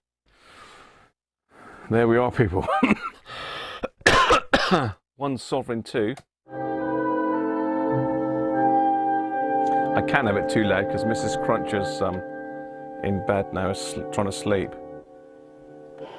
The other side of the DJ booth was amazing. And then I put to play Elroy in Brooklyn the next day. As in this Christmas, there's still time to get... Yeah. This could really take off. Thing like...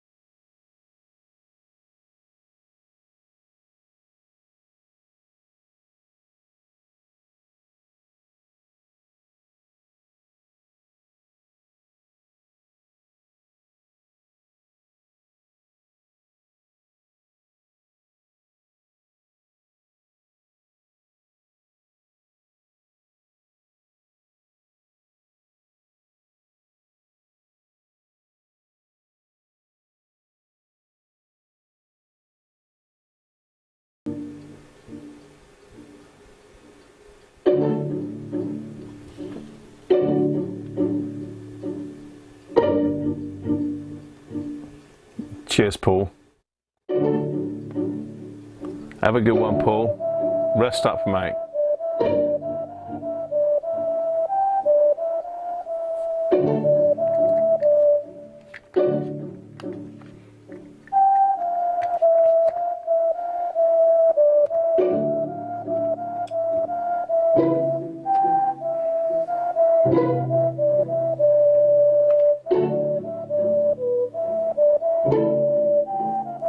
Yeah, you've got to have one, Steve. It's a beauty, innit?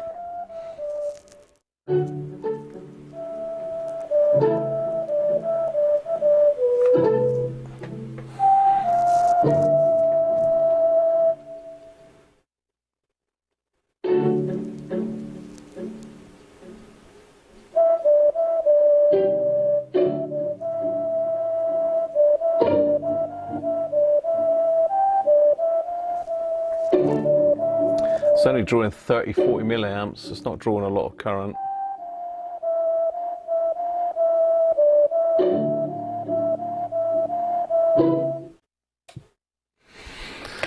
There we are, people. Well, that once again went on a lot longer than expected.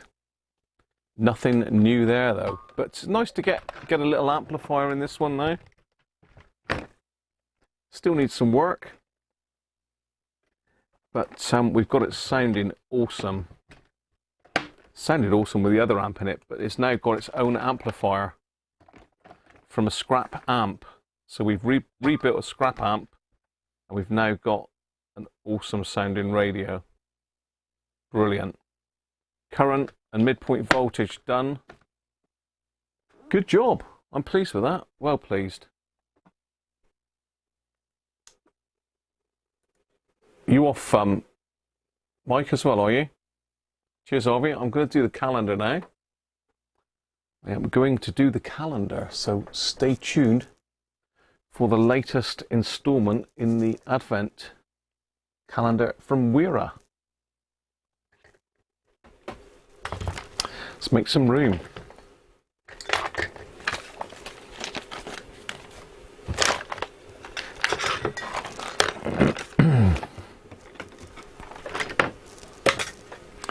Make some room. Let's get her in. Get her in.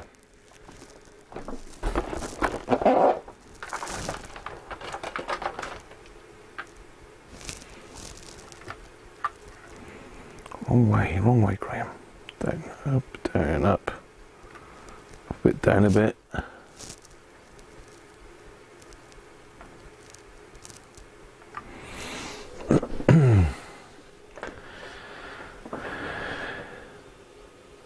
Cheers, Clive. Right. Cheers, Steve. Catch you soon, mate. Number 20 then. Anybody spot it? Oh, I can see it. I can see it. I can see it.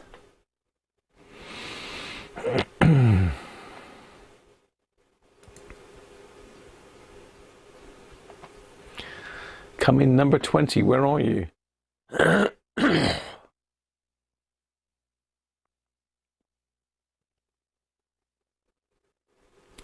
Below the football. He's got it again. Theo is the master. Down here. Just below the football, Theo's right on this present. Doesn't look a big window again, but you know, you never know. I gotta get to grips of the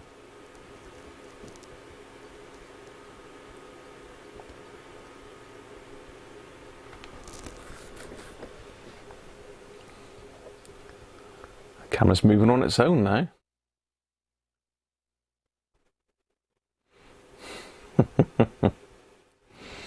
Just pipped you, George. He just pipped you again. I'm sure Theo's got one of these at home. Or Mike Theo. Another Torx bit. Another Torx bit. Is it a number 15?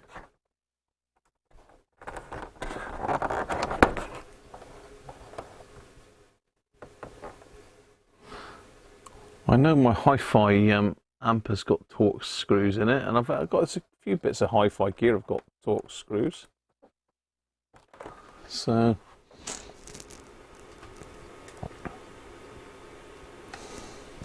let's pop that one out of the way then. Let's see if we can find the case that they go in.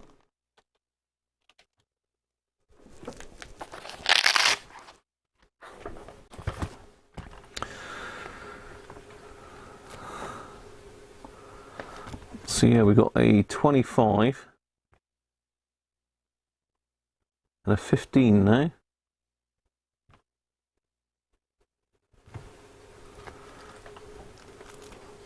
Coming on nicely, as I say, not more to go, and not a lot more to go, I should say.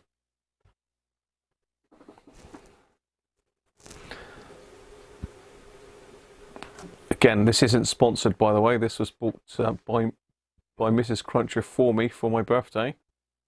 But, you know, Wera are quite welcome to sponsor me if they want to. As is anybody, really. But, you know, it's Christmas. It's Christmas. So, that, people, is pretty much it for today. I think I'm tired now. I've done enough. That turned into more of a... You've been sent a distracting video by Messenger. You need to forward distracting videos to me, George. I quite like your distracting videos.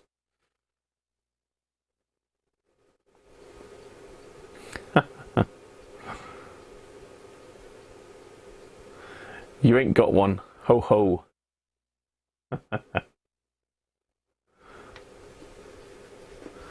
Nah, very quick though, Theo, must admit. Very quick. That's getting quite heavy now, actually. That's quite lumpy, that. So, really nice present from Mrs. Cruncher for my birthday. And I've already got next year's advent calendar coming to me via George Carriers. ChristopheCarriers.com.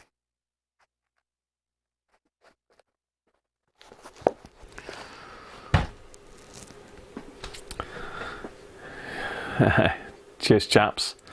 Well, that's pretty much it, unless anyone's got any other questions, but I think I've done enough now.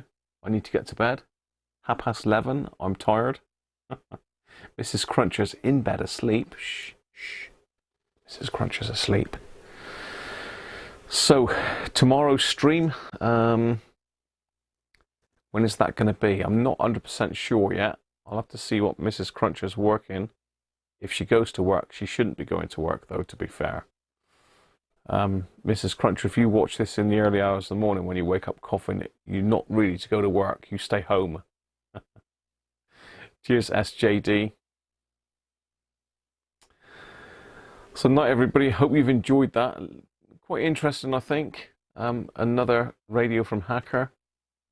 I've got more hackers to come yet. As I say, it is one of my favourite makes. What is my favourite make, I think, overall. That Dynatron and Roberts, really. Probably. But there's so many, you know, different categories of radios. They've got different favourites, haven't they? So. Oh, dare. No, George. You need to get set up, George. You can do Saturday live, I'll do Sunday live. How's that? Block either end of the village so she can't get out, Andrew. You need to hide her car keys and my car keys. Say the dog ate them. Anyway, cheers everybody. Catch you tomorrow. As I say, not sure what time or what I'm going to do yet. But you never know. You might be surprised. You might not be surprised. So hopefully you've enjoyed that. If you do enjoy it, don't forget, give me the thumbs up. I'm always happy to have comments, at least even if it's just a good video, or you would like to see more of this, more of that, or whatever. Just shows that people are watching and paying attention, doesn't it, really? So yeah, thumbs up, and don't forget, I'm still saying I'm at 1,980 subscribers. So if anyone is watching tonight that isn't a subscriber, then please hit the subscribe button, and don't forget to hit the little bell, and that'll tell you when I'm on next. You're not live at the best of times, and YouTube has a no nudity rule. All right, George. Understood. So anyway, cheers everybody. Catch you all soon. Bye for now.